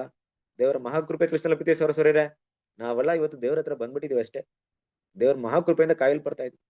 ನಾವು ಭಯ ಭ್ರಾಂತರಿಂದ ಇರ್ಬೇಕು, ಭಯ ಭಕ್ತಿಯಿಂದ ನಡ್ಕೊಬೇಕು. ನಾವೇನು ಸ್ವಲ್ಪ ಮಾಡಿದ್ರೆ ಮುಗೀತು, ಕರೆಕ್ಟ್ ಅಲ್ವಾ? ಒಂದು ಗೆರೆ ಇದೆ, ಆ ಗೆರೆನ ಹಿಂಗ್ ದಾಟಿದ್ರೆ ಮುಗೀತು. ದೇವರ ರಕ್ಷಣೆ ಗೆರೆನ, ದೇವರ ಮಾತಿಗೆ ವಿಧೇಯತೆ ಅನ್ನೋ ಗೆರೆನ, ದೇವರ ಸತ್ಯಕ್ಕನುಗು ನಡ್ಕೊಳ್ಳುವಂತ ಗೆರೆನ ಹಿಂಗ್ ದಾಟಿ ಹಿಂಗ್ ಹೋದ್ರೆ ಮುಗೀತು. ಕಾಯ್ತಾ ಇದ್ದಾನೆ ಸೈತಾನ ನಮ್ಮನ್ನ ಹೇಳ್ಕೊಳಕ್ಕೆ, ನಮ್ಮನ್ನ ಹಾಳು ಮಾಡಕ್ಕೆ. ಅದರಿಂದ ನೋಡ್ರಿ, ಇವತ್ತು ಪ್ರಪಂಚದಲ್ಲಿ ಇದು ಯಾವುದು ಕೂಡ ನೋಡಕ್ಕಾಗಲ್ಲ. ತಂದೆ ತಾಯಿ ಮಕ್ಕಳು ತಂದೆ ತಾಯಿ ಮಾತನ್ನ ಕೇಳ್ದಿರೋರೇ ಹೆಚ್ಚು. ಯಾರು ಕೇಳ್ತಾರೆ ಇವತ್ತು ಅಲ್ವಾ? ಎಷ್ಟೋ ಬಡ್ಕೊಂಡಿರ್ತೀವಿ, ಇದೇ ಆಗುತ್ತೆ ಅದೇ ಆಗುತ್ತೆ ಅಂದ್ಬಿಟ್ಟು ಕೇಳ್ಕೊಂಡ್ಬಿಡ್ತಾನೆ ಮಕ್ಳು. ಆಮೇಲೆ ಹೋಗಿ ಎದ್ದು ಬಿದ್ದು ಕಷ್ಟಪಟ್ಟು ಏಟು ತಿಂದು ಗಾಯ ಆದ್ಮೇಲೆ ಆಮೇಲೆ ಏನ್ ಮಾಡ್ತಾರೆ, ಎಲ್ಲ ಕಲ್ಕೊಂಡ್ಮೇಲೆ ಯೋಚನೆ ಮಾಡೋರೇ ಜಾಸ್ತಿ ಇವತ್ತು. 90% ಹಂಗೆ ಇರೋದು ಇವತ್ತು. ಪೇರೆಂಟ್ಸ್ ಒಂದು ಅನುಭವದ, ನೋಡಪ್ಪ ನೀನ್ ಹೋಗಿದ್ದಾರಿಲ್ಲ, ನಾನು ಹೋಗಿದ್ದೀನಿ. ಒಂದು ಅಪ್ಪನಾಗಿ ಹೇಳ್ತಿದ್ರು, ಒಂದು ಅಮ್ಮನಾಗಿ ನಾನು ಹೇಳ್ತಾ ಇದ್ದೀನಿ, ನಿನ್ ಮೇನೇನ್ ಹೋಗ್ತಿದ್ಯಾ ಇವತ್ತು, ಅದೆಲ್ಲ ನಾನು ನೋಡ್ಬಿಟ್ಟಿದ್ದೀನಿ. ನಾನು ಎದ್ದು ಬಿದ್ದು ಬಂದಿದ್ದೀನಿ, ನೀನು ಆ ರೀತಿ ಹೇಳ್ಬೇಡ, ಬೀಳ್ಬೇಡ, ನಾನು ಹೇಳದ್ನ ಕೇಳಿ ತಿತ್ಕೊ ಅಂದ್ರೆ ಇಲ್ಲಪ್ಪ ಇಲ್ಲಮ್ಮ, ನಾನು ನಿಮ್ಮ ಹಾಗೆ ಎದ್ದು ಬಿದ್ದು ಕಲಿತೀನಿ ಅಂತ ಹೇಳ್ತಾರೆ. ಏನ್ ಮಾಡಕ್ಕಾಗುತ್ತೆ? ಏನ್ ಮಾಡಕ್ಕಾಗ್ತಿಲ್ಲ. ಇವತ್ತು ಪ್ರಪಂಚ ಏನಾಗಿದೆ, ಹಂಗಾಗ್ಬಿಟ್ಟಿದೆ. ಕ್ರಿಸ್ತ ಪ್ರೀತಿ ವಿವೇಕ ಇಲ್ಲ, ಮಾತು ಹೇಳಿದ್ರೆ ಅವರ ಮಾತನ್ನ ಏನ್ ಮಾಡಲ್ಲ, ಕಾಪಾಡ್ಕೊಳಲ್ಲ. Promise, god promise. ಇವತ್ ಮಾತು ಮುಂಚೆ ಇರೋದು ಇಷ್ಟ, ಪ್ರಾಮಿಸ್ ಅಂತಾರೆ. ಅದೇ ಎಷ್ಟೊತ್ತು ಅದನ್ನ ಸುಳ್ಳಿಗೆ ಯೂಸ್ ಮಾಡೋದು, ತಪ್ಪು ಮಾಡೋದಕ್ಕೆ ಯೂಸ್ ಮಾಡೋದು, ಸರ್ವಸಾಧಾರಣ ಆಗ್ಬಿಡ್ತಿದಲ್ಲ ಇವತ್ತು ಅಲ್ವಾ. ಪಾಪ ನೋಡ್ರಿ ಎಷ್ಟು ಮಟ್ಟಿಗೆ ಆಗಿದೆ ಮನುಷ್ಯನ ಆ ಮನಸ್ಸಾಕ್ಷಿ, ಎಷ್ಟು ಮಟ್ಟಿಗೆ ಸತ್ತೋಗಿದೆ. ಮಮತೆ ಇಲ್ಲದವರು, ಕರುಣೆ ಇಲ್ಲದವರು ಆಗಿದ್ದಾರೆ ಅಲ್ವಾ. ಸೊ ಹೋಗಿ ರೋಮಪುರದವರಿಗೆ 1ನೇ ಅಧ್ಯಾಯ 32ನೇ ವಾಕ್ಯ. ಇಂಥವುಗಳನ್ನು ನಡೆಸುವರು ಮರಣಕ್ಕೆ ಪಾತ್ರರಾಗಿದ್ದಾರೆಂಬ ದೈವವಿಧಿಯು ಅವರಿಗೆ ತಿಳಿದಿದ್ದರೂ ಅವರು ತಾವು ಅವುಗಳನ್ನು ಮಾಡುವುದಲ್ಲದೆ ಮಾಡುವವರನ್ನು ಅನುಮೋದಿಸುತ್ತಾರೆ. ಹೌದು ಕ್ರಿಸ್ತನಲ್ಲಿ ಪ್ರೀತಿಸೋರೆ, ನೋಡಿ ಈಗ ಸತ್ತ ಮೇಲೆ ದೆವ್ವಾಗ ಬರೋದು, ನರಕ ಆಗೋದು ಅದು ಬೇರೆ ವಿಷಯ. ಕೆಲವ್ರು ನಂಬ್ತಾರೆ, ಕೆಲವ್ರು ನಂಬಲ್ಲ. ಅದು ನೋಡಿಲ್ಲ, ಅದು ಕಥೆನೋ ಪುರಾಣನೋ ಕಟ್ಟು ಕಥೆನೋ ಗೊತ್ತಿಲ್ಲ. ಆದ್ರೆ ಎಲ್ರ ಕಣ್ಣು ಮುಂದೆ ಇರುವಂತ ಒಂದು ವಿಷಯ ಅಂತ ನಿಜ ಅಲ್ವಾ, ಏನೋ ಡೆತ್, ಮರಣ ಅನ್ನೋದು ಎಲ್ರಿಗೂ ಗೊತ್ತು. ಮರಣದಲ್ಲಿ ಸಾವಿರಾರು ವೆರೈಟಿ ಇದೆ, ಸಾವಿರಾರು ವಿಧ ಇದೆ ಅಲ್ವಾ. ಒಂದೇ ತರ ಮರಣ ಎಲ್ರಿಗೂ ಇಲ್ಲ. ರೋಗದಲ್ಲಿ ಸಾಯೋರು ಉಂಟು, ಸುಸೈಡ್ ಮಾಡ್ಕೊಳ್ಳೋರು ಉಂಟು, ಆಕ್ಸಿಡೆಂಟ್ ಅಲ್ಲಿ ಸಾಯೋರು ಉಂಟು, ಕೊಲೆ ಮಾಡೋರು ಉಂಟು, ಇನ್ನು ಹೆಂಗೋ ರೀತಿಯಲ್ಲಿ ಸಾಯ್ತಾರೆ. ಆ ಸಾವಿನ ಒಂದು ಕ್ರೂರತೆನ ನೋಡ್ರಿ, ಎಷ್ಟು ಭಯಂಕರತೆ ಇರುತ್ತೆ. ತಪ್ಪು ಮಾಡದೆ ಬರೋಂಥ ಶಿಕ್ಷೆಗಳು ಬೇರೆ. ಎಲ್ರಿಗೂ ಮರಣ ಶಿಕ್ಷೆ ಇದೆ ಅಂದಾಗ ಆ ಮರಣ ಅಂದ್ರೆ ಟಕ್ಕಂತ ಮರಣ ಒಂದಲ್ಲ, ಆ ಮರಣದಲ್ಲೂ ತಪ್ಪಿಗೆ ಅನುಗುಣವಾದಂತ ಮರಣ ಇರುತ್ತೆ, ತಪ್ಪಿಗೆ ಸರಿ ಹೊಂದುವಂತ ಮರಣ. ಕೆಲವರಿಗೆ ನೇಣು ಹಾಕ್ತಾರೆ ಅಲ್ವಾ, ಸರ್ಕಾರದಿಂದ ಅವನ್ನ ನೇಣಿಗೆ ಹಾಕ್ತಾರೆ. ಆ ಒಂದು ಮರಣ ನೋಡಿದಾಗ ಆ ಮಾಡಿದಂತ ಪಾಪಕೃತ್ಯ ರೀತಿಯಲ್ಲಿ ಇರುತ್ತೆ. ಈ ರೀತಿ ವಿಷಯಗಳೆಲ್ಲ ಇವತ್ತು ಇದ್ರು ತಿಳಿದಿದ್ರು ಜನ ಏನ್ ಮಾಡ್ತಾರೆ, ಅದನ್ನ ಇಷ್ಟಪಟ್ಟೆ ಮಾಡ್ತಾ ಇದ್ದಾರೆ ಅಲ್ವಾ. ಮಾಡೋರು ಮಾತ್ರ ಅಲ್ಲ, ಕೆಲವ್ರನ್ನ ಪ್ರೇರಣೆ ಮಾಡ್ತಾರೆ. ಅದೇಂಗ್ ಗೊತ್ತಾ, ನಾನು ಹಾಳಾಗಿದ್ದಲ್ದೆ ನಾನು ಸಾಯಕ್ಕಿಂತ ಮುಂಚೆ ಒಂದು 10 ಜನರ ಹಾಳು ಮಾಡ್ಬಿಟ್ಟು ಸಾಯ್ಬೇಕು, ಅದೇ ಇವತ್ತು ಸಾಧನೆ. ನಾನು ಕುಡಿಯೋದ್ ಕಳೆಯೋದು ದೊಡ್ಡ ವಿಷಯ ಅಲ್ಲ, 10 ಜನ ಕುಡಿಯೋದ್ ಕಳಿಸ್ಬೇಕು, ಅದೇ ದೊಡ್ಡ ವಿಷಯ ಇವತ್ತು. ನಾನು ಮಾಡಿದಂತ ಪಾಪವನ್ನು 10 ಜನಕ್ಕೆ ತಿಳಿಸ್ಬೇಕು, ಅದೇ ದೊಡ್ಡ ವಿಷಯ ಇವತ್ತು. ಒಂದ್ ಸಿಸ್ಟಮ್ ಏನಾಗುತ್ತೆ, ಹಲವಾರು ಜನರನ್ನ ಕೆಡಿಸ್ತಾರೆ. ಸೈತಾನನ ತಂತ್ರಗಳು, ಸೈತಾನನ ಭಾವನೆ, ಸೈತಾನನ ಮೈಂಡ್ ಹೇಗಪ್ಪ ಅಂದ್ರೆ ಅವನು ಒಬ್ಬ ಕೆಡದೆ ಇಡೀ ಲೋಕಕ್ಕೆ ಕೆಡಿಸ್ಬೇಕಂತ ಇವತ್ತವರೆಗೂ ಪ್ಲಾನ್ ಮಾಡ್ತಾ ಇದ್ದಾರೆ. ಎಲ್ರು ಹಾಳು ಮಾಡ್ಬೇಕಂತ ಇವತ್ತವರೆಗೂ ಪ್ಲಾನ್ ಮಾಡ್ತಾ ಇದ್ದಾರೆ. ಈ ರೀತಿ ಮನೋಭಾವನೆ ಏನಾಗಿದೆ ಅಂದ್ರೆ ಜನರಲ್ಲಿ ಇವತ್ತು ಬೆಳೆದಿದೆ ಕ್ರಿಸ್ತನ ಪ್ರೀತಿ ಸಹೋದರ. ಇದೆಲ್ಲ ಸುಮಾರು 2000 ವರ್ಷಗಳ ಮುಂದೆ ಏನ್ ಮಾಡಿದ್ರೆ ಅಪೊಸ್ತಲ ಪೌಲ್ ಬರ್ದಿದ್ರೆ, ಈ ಪ್ರಪಂಚ 2000 ವರ್ಷ ದಾಟ್ಕೊಂಡ್ ಬಂದಿರ್ಬೇಕಾದ್ರೆ ನಮ್ಮ ಕಾಲದಲ್ಲಿ ಎಷ್ಟು ಕೆಟ್ಟದಾಗಿರ್ಬೇಕು ಯೋಚನೆ ಮಾಡಿ ಅಲ್ವಾ. ನಾವು ಹೊರಗೆ ನೋಡುವಂತ ಲೋಕ ಎಲ್ಲ ನಟನೆಯ ಲೋಕ, ಒಳಗೆ ಹೃದಯದಲ್ಲಿ ಒಳಗಿನ ಮರೆಯಾಗಿರುವಂತ ವಿಷಯಗಳಿದೆಯಲ್ಲ ಅಷ್ಟು ಕೆಟ್ಟ ಕಾರ್ಯಗಳು. ಇದನ್ನ ನೋಡೋರು ಯಾರು, ತಂದೆಯಾದ ದೇವರು. ಇದಕ್ಕೆ ಪನಿಷ್ಮೆಂಟ್ ಕೊಡೋರು ಯಾರು, ದೇವರು. ಯಾವುದೇ ಗೌರ್ಮೆಂಟ್ ಇಲ್ಲ ಕ್ರಿಸ್ತನ ಪ್ರೀತಿಯ ಸಹೋದರರೇ, ಯಾವುದೇ ಜಡ್ಜ್ಮೆಂಟ್, ಯಾವುದೇ ಕೋರ್ಟ್ ಇಲ್ಲ. ನಾವು ತಿಳ್ಕೊಳ್ಳೋದು ಸುಮ್ನೆ. ಇವತ್ತು ಪ್ರಪಂಚ ನಡೀತಿರುವಂತ ಸಾವಿರದ ಕ್ರೈಮ್ ನಲ್ಲಿ 1-2% ಕೂಡ ಏನಾಗ್ತಿಲ್ಲ, ಗೌರ್ಮೆಂಟ್ ಸರಿಯಾಗಿ ನ್ಯಾಯವನ್ನು ಕೊಡ್ತಾ ಇಲ್ಲ. ಸರ್ಕಾರ ಇರ್ಬೋದು, ನ್ಯಾಯಾಂಗ ಇರ್ಬೋದು, ತೀರ್ಪನ್ನ ಕೊಡ್ತಾ ಇಲ್ಲ. ಆದ್ರೆ ದೇವ್ರಿಗೆ ಜಡ್ಜ್ಮೆಂಟ್ ಇಟ್ಟಿದ್ದಾರೆ. ಅವ್ರಿಗೆ ಕೊಡ್ಬೇಕಾದ ದಂಡನೆ ಏನ್ ಮಾಡ್ತಾರೆ, ಎಲ್ಲಿ ಯಾವಾಗ ಯಾವ ಟೈಮಲ್ಲಿ ಕೊಡ್ಬೇಕಂತ ಕೊಡ್ತಾರೆ. ಕ್ರಿಸ್ತನ ಪ್ರೀತಿ ಸರ್, ಒಂದ್ ವೇಳೆ ಆ ವ್ಯಕ್ತಿಗೆ ಇಲ್ಲೇ ಜಡ್ಜ್ಮೆಂಟ್ ಸರಿಯಾಗಿ ಆಗದೆ ಇದ್ರೆ 1000 ವರ್ಷ ಆಗ್ಲಿಕ್ಕೆ ಅವ್ನು ಎದ್ದು ಬಂದು ಅವ್ನ ನೀತಿ ಪಾಠ ಕಲಿಯೋದು ಕಷ್ಟ. ಅದಕ್ಕೆ ದೇವ್ರ ಏನ್ ಮಾಡ್ತಾರೆ, ಆ ವ್ಯಕ್ತಿಗೆ, ಆ ತಪ್ಪು ಮಾಡಿದಂತ ವ್ಯಕ್ತಿಗೆ ಇಲ್ಲೇ ಬಂದಿರುತ್ತೆ. ನಾವು ತಿಳ್ಕೊಂಡಿರ್ತೀವಿ ಒಂದ್ ವ್ಯಕ್ತಿ ಒಳ್ಳೆಯವನಾಗೇ ಇರ್ತಾನೆ, ಭಯಂಕರ ರೋಗದಲ್ಲಿ ಸತ್ತೋಗಿರ್ತಾನೆ, ಯಾರಿಗ್ ಗೊತ್ತು? ಅವನ ಒಂದು ಹೇಯ ಕೃತ್ಯಗಳು ದೇವ್ರ ಮುಂದೆ ಏನಾಗುತ್ತೆ ಅಂತ ಯಾರಿಗ್ ಗೊತ್ತು? ದೇವ್ರ ಜಡ್ಜ್ಮೆಂಟ್ ನ ಹೆಂಗ್ ಪಾಸ್ ಮಾಡಿರ್ತಂತ ಯಾರಿಗ್ ಗೊತ್ತು? ದೇವ್ರಿಗೆ ಮಾತ್ರ ಗೊತ್ತಿರುತ್ತೆ. ಹೊರನೊಟ್ಟಿಗೆ ನಟನೆ ಮಾಡೋರೆ ತುಂಬಾ, ನಿಜ ಸ್ವರೂಪವನ್ನ ದೇವ್ರು ಬಲ್ಲವರಾಗಿದ್ರು. ಆದ್ರಿಂದ ಇವತ್ತು ಪ್ರಪಂಚದಲ್ಲಿ ನಡೀತಾರಂತ ಎಲ್ಲಾ ತಪ್ಪುಗೆ ಏನ್ ಮಾಡಿದ ದೇವ್ರು ಅವನ್ನ ಬಿಟ್ಟಿದ್ದಾರೆ ನಡೀರಿ ಅಂತ. ಕಾರಣ ಇಷ್ಟೇ ಸಹೋದರರೇ, ನಿಜವಾದ ಕಾರಣ ತಿಳ್ಕೊಂಡ್ಬಿಟ್ರೆ ನಾವು ತುಂಬಾ ಸಂತೋಷ ಪಡ್ತೀವಿ. ದೇವರು ಅವ್ರ ಮೇಲೆ ಇಟ್ಟಿರುವಂತ ಪ್ರೀತಿ ಏನು ಗೊತ್ತಾ, ಇಲ್ಲಿ ತಪ್ಪು ಮಾಡಿ ಅದರ ಪನಿಷ್ಮೆಂಟ್ ನ ಅನುಭವಿಸ್ರಿ. ಆ ಪನಿಷ್ಮೆಂಟ್ ಫಲ ಏನಂತ ನೀವು ಪಾಠವನ್ನ ಕಲೀರಿ. 1000 ವರ್ಷದ ಆಳ್ವಿಕೆಯಲ್ಲಿ ನೀವ್ ಎದ್ದು ಬರ್ಬೇಕಾದ್ರೆ ನಿಮ್ಮ ಪಾಪ ಕೃತ್ಯದ ಪ್ರತಿಫಲವನ್ನ ತಿಂದಿದ್ದೀರಾ ಅಂತ ಅರ್ಥ ಮಾಡ್ಕೊಂಡು ಮತ್ತೆ ಅದನ್ನ ಮಾಡಬಾರ್ದಂತ ಭಯ ಬರ್ಬೇಕು, ದೇವರ ಮೇಲೆ ಪ್ರೀತಿ ಬರ್ಬೇಕು. ಇದೆಲ್ಲವನ್ನ ದೇವ್ರ ಏನ್ ಮಾಡ್ತಾರೆ, ಈಗಿನ ಕಾಲದಲ್ಲಿ ಅದನ್ನ ಅನುಮತಿ ಮಾಡ್ತಾ ಇದ್ದಾರೆ. ಹಾಗಿರ್ಬೇಕಾದ್ರೆ ಇದನ್ನ ಅಪೊಸ್ತಲ ಪೌಲ್ ಏನ್ ಮಾಡ್ತಿದ್ರು ಅಂದ್ರೆ, ರೋಮಪುರದವ್ರು ಬರಿಬೇಕಾದ್ರೆ ಇದೆಲ್ಲ ಕೂಡ ಪ್ರಪಂಚದ ಮುಂದೆ ಇದ್ರು. ಪ್ರಪಂಚ ಇದ್ ಮಾಡದೇ ಇರೋದಕ್ಕೋಸ್ಕರ ಇವತ್ತಿನ ಎಲ್ಲಾ ಒಂದು ದೇವರ ಪನಿಷ್ಮೆಂಟ್ಗೂ, ದೇವರ ಶಿಕ್ಷೆಗೂ, ಕೆಟ್ಟತನದ ಒಂದು ಭಯಂಕರತೆಗೂ ಕಾರಣ ಏನಪ್ಪಾ ಅಂದ್ರೆ ಅವರ ಪಾಪ ಕೃತ್ಯಗಳು ಅಂತ ಏನ್ ಮಾಡ್ತಾರೆ, ಇಲ್ಲಿ ಎಕ್ಸ್ಪ್ಲೇನ್ ಮಾಡ್ತಾರೆ. ಬದಲಾಗಿ ಇನ್ನೊಂದು ವಿಷಯವನ್ನ ನೋಡ್ಬೋದು. ಇಷ್ಟು ಪಾಪ ಮಾಡಿದಕ್ಕೆ ದೇವ್ರ ಏನ್ ಮಾಡಿಲ್ಲ, ಇವನ್ ಯಾರನ್ನು ನರಕದಲ್ಲಿ ಹಾಕಿ ಬೇಯಿಸ್ತಾ ಇಲ್ಲ. ಎಲ್ಲರಿಗೂ ಇರುವಂತ ದಂಡನೆ ಮರಣ ಅಲ್ವಾ. ಈಗ ತುಂಬಾ ಜನ ಹೇಳ್ತಾರೆ, ಇಲ್ಲೇ ನರಕ ಇದ್ದಂಗಿದೆ, ಇದಕ್ ಮೇಲೆ ಹೋಗಿ ನರಕದಲ್ಲಿ ಬೇಯಿಸ್ಬೇಕಂದ್ಬಿಟ್ರೆ ಎಷ್ಟು, ಇಲ್ಲೇ ಜೀವನ ನರಕ ಜೀವನ ಆಗ್ಬಿಟ್ಟಿದೆ, ಇದಾದ್ಮೇಲೆ ಬೆಂಕಿಯಲ್ಲಿ ಹಾಕ್ತಾರ ದೇವ್ರು ಅಂದ್ರೆ ಅದೇನೋ ನ್ಯಾಯ? ಇಲ್ಲೇ ಜೀವನ ಏನಾಗುತ್ತಂದ್ರೆ ಮನುಷ್ಯರು ಕೆಲವರಿಗೆ ಅಷ್ಟು ಭಯಂಕರವಾಗಿದೆ. ಕ್ರಿಸ್ತನ ಪ್ರೀತಿಯ ಸಹೋದರರೇ, ನಿಜ ಹೇಳ್ಬೇಕಾದ್ರೆ ನೀವು ನಾವು ಆಶೀರ್ವಾದ ಮಾಡಲ್ಪಟ್ಟಂತ ದೇವ್ರ ಮಕ್ಕಳು. ಯಾಕಂದ್ರೆ ನಮ್ಗೆ ಸಮಾಧಾನ ಇದೆ, ದೇವರ ಸಂತೋಷ ಇದೆ, ದೇವರ ಕ್ಷಮಿಸುವಿಕೆ ಇದೆ, ದೇವರ ಕೃಪಾಸನ ಇದೆ ಅಲ್ವಾ, ದೇವರ ಜ್ಞಾನ ಇದೆ.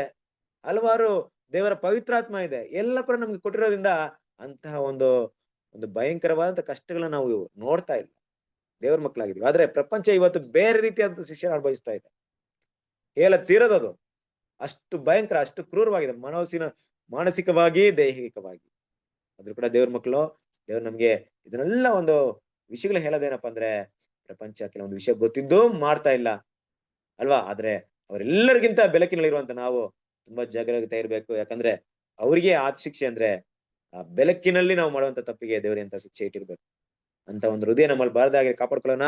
ಬರುವಂತ ದಿನಗಳಲ್ಲಿ ನಾವು ರೋಮಪುರದವರಿಗೆ 2ನೇ ಅಧ್ಯಾಯಕ್ಕೆ ಹೋಗ್ತಾ ಇದೀವಿ. ಹಾದ್ರಿಂದ ಈಗ ರೋಮಪುರದ 1ನೇ ಅಧ್ಯಾಯ ಮುಕ್ತಾಯವಾಗ್ತಿದೆ. ದೇವ್ರ ಈ ಪಾಠವನ್ನ ಆಶೀರ್ವದಿಸಲಿ. ಆಮೇಲೆ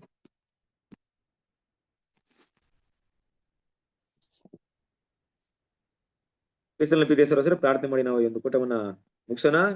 ನಮ್ಮ ಮಧ್ಯದಲ್ಲಿರುವಂತ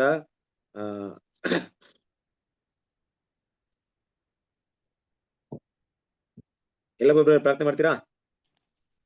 ಹಾ, ಮಾಡ್ತೇನ್ರಿ. ಪ್ರಾರ್ಥನೆ ಮಾಡಿಕೊಳ್ಳೋಣ. ಪ್ರೀತಿಯ ಸ್ವರೂಪನಾದ ತಂದೆಯಾದ ದೇವರೇ, ನಿಮ್ಮ ಪರಿಶುದ್ಧ ನಾಮಕ್ಕೆ ಮಹಿಮೆ ಉಂಟಾಗಲಪ್ಪ ತಂದೆ. ಲೋಕದಿಂದ ಆಯ್ದುಕೊಂಡು ಒಂದು ಚಿಕ್ಕ ಗುಂಪಾಗಿ ಕೂಡಿಸಿ ನಮ್ಮನ್ನು ಈ ಸಂಜೆ ವೇಳೆಯಲ್ಲಿ ನಿಮ್ಮ ದಾಸರ ಮುಖಾಂತರವಾಗಿ ತಂದೆ ಇದುವರೆಗೆ ನಿಮ್ಮ ಸತ್ಯವಾಕ್ಯವನ್ನು ತಿಳಿಸಿದೆಯಲ್ಲ ತಂದೆ, ಇದಕ್ಕಾಗಿ ಕೋಟಿ ಧನ್ಯವಾದ ತಂದೆ.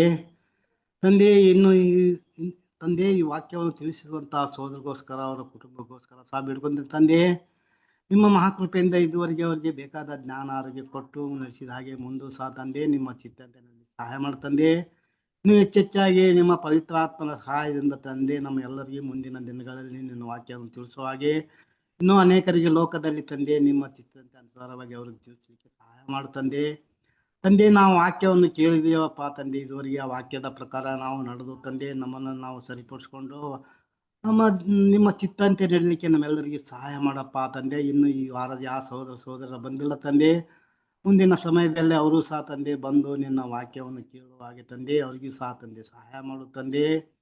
ಮತ್ತು ಸಹ ತಂದೆ ಇನ್ನು ಯಾರು ಸಹೋದರ ಅಸ್ವಸ್ಥರಾಗಿದ್ದಾರೆ ತಂದೆ, ಅವ್ರನ್ನು ಸಹ ತಂದೆ ನಿಮ್ಮನ್ನು ಪಾದದಲ್ಲಿ ನೆನೆಸ್ಕೊಂತೀನಪ್ಪ ತಂದೆ. ಅವರು ಸಹ ತಂದೆ ಮುಂದಿನ ಸಮಯದಲ್ಲಿ ನಿಮ್ಮ ಚಿತ್ತಕ್ಕನುಸಾರವಾಗಿ ಅವರಿಗೆ ಹೊಂದಿ ಅವರು ಸಹ ತಂದೆ ನಿನ್ನ ವಾಕ್ಯವನ್ನು ಕೇಳುವಾಗ ತಂದೆ ಸಹಾಯ ಮಾಡು ತಂದೆ. ಮುಂದೆ ಪಾಸ್ ಅವರು ಬರ್ತಾ ಇದ್ದಾರೆ ತಂದೆ, ಅದಕ್ಕೋಸ್ಕರ ಸಹ ಬಿಡ್ಕೊಂಡು ತಂದೆ, ಆ ಪಾಸ್ ಅವ್ರಿಗೋಸ್ಕರ ಸಹ ತಂದೆ ನಮ್ಮನ್ನು ನಾವೆಲ್ಲರೂ ಸಿದ್ಧಪಡಿಸ್ಕೊಂಡು ಸರಿಪಡಿಸ್ಕೊಂಡು ತಂದೆ ನಿಮ್ಮ ಮಗನ ಸೌರಭ್ಯದಲ್ಲಿ ಬರಲಿಕ್ಕೆ ನಮ್ಮೆಲ್ಲರಿಗೂ ಸಹಾಯ ಮಾಡಪ್ಪ ತಂದೆ. ಇನ್ನೂ ಹೆಚ್ಚೆಚ್ಚಾಗಿ ನಿಮ್ಮ ವಾಕ್ಯವನ್ನು ನಾವು ಕೇಳಿ ಆ ವಾಕ್ಯದ ಪ್ರಕಾರ ನಡೆದು ತಂದೆ ನಮ್ಮ ಓಡಿ ಮುಗಿಸೋ ಹಾಗೆ ತಂದೆ ನಮ್ಮೆಲ್ಲರಿಗೂ ಕೃಪೆ ಕೊಟ್ಟು ನಡೆಸು ತಂದೆ. ಯಾಕಂದ್ರೆ ತಂದೆ ನಿಮ್ಮ ಕೃಪೆ ನಿಮ್ಮ ಸಹಾಯ ಇದ್ದರೆ ನಾವು ಏನು ಮಾಡ್ಲಿಕ್ಕೂ ಸಾಧ್ಯನೇ ಇಲ್ಲಪ್ಪ ತಂದೆ. ಅದಕ್ಕೋಸ್ಕರ ತಂದೆ, ಯಾಕಂದ್ರೆ ತಂದೆ ನಮ್ಮನ್ನು ಅಲ್ಪರು ಅಯೋಗ್ಯರು ಲೋಕದಲ್ಲಿ ನಮಗೆ ಯಾವ ಕೆಲಸಕ್ಕೆ ಬಾರ್ದ ನಮ್ಮನ್ನು ಆಯ್ದುಕೊಂಡು ತಂದೆ ಇದುವರೆಗೆ ನಿಮ್ಮ ಸಂಕಲ್ಪದಿಂದ ನಮ್ಮನ್ನು ನಡೆಸಿ ತಂದೆ, ನಿಮ್ಮ ಸತ್ಯವಾಕ್ಯ ಅನುಸಾರವಾಗಿ ನಡೆಸಿದೆಲ್ಲ ತಂದೆ. ಇದಕ್ಕಾಗಿ ಧನ್ಯವಾದ ತಂದೆ.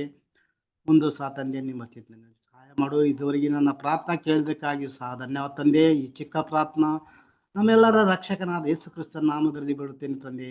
ಆಮೇನ್.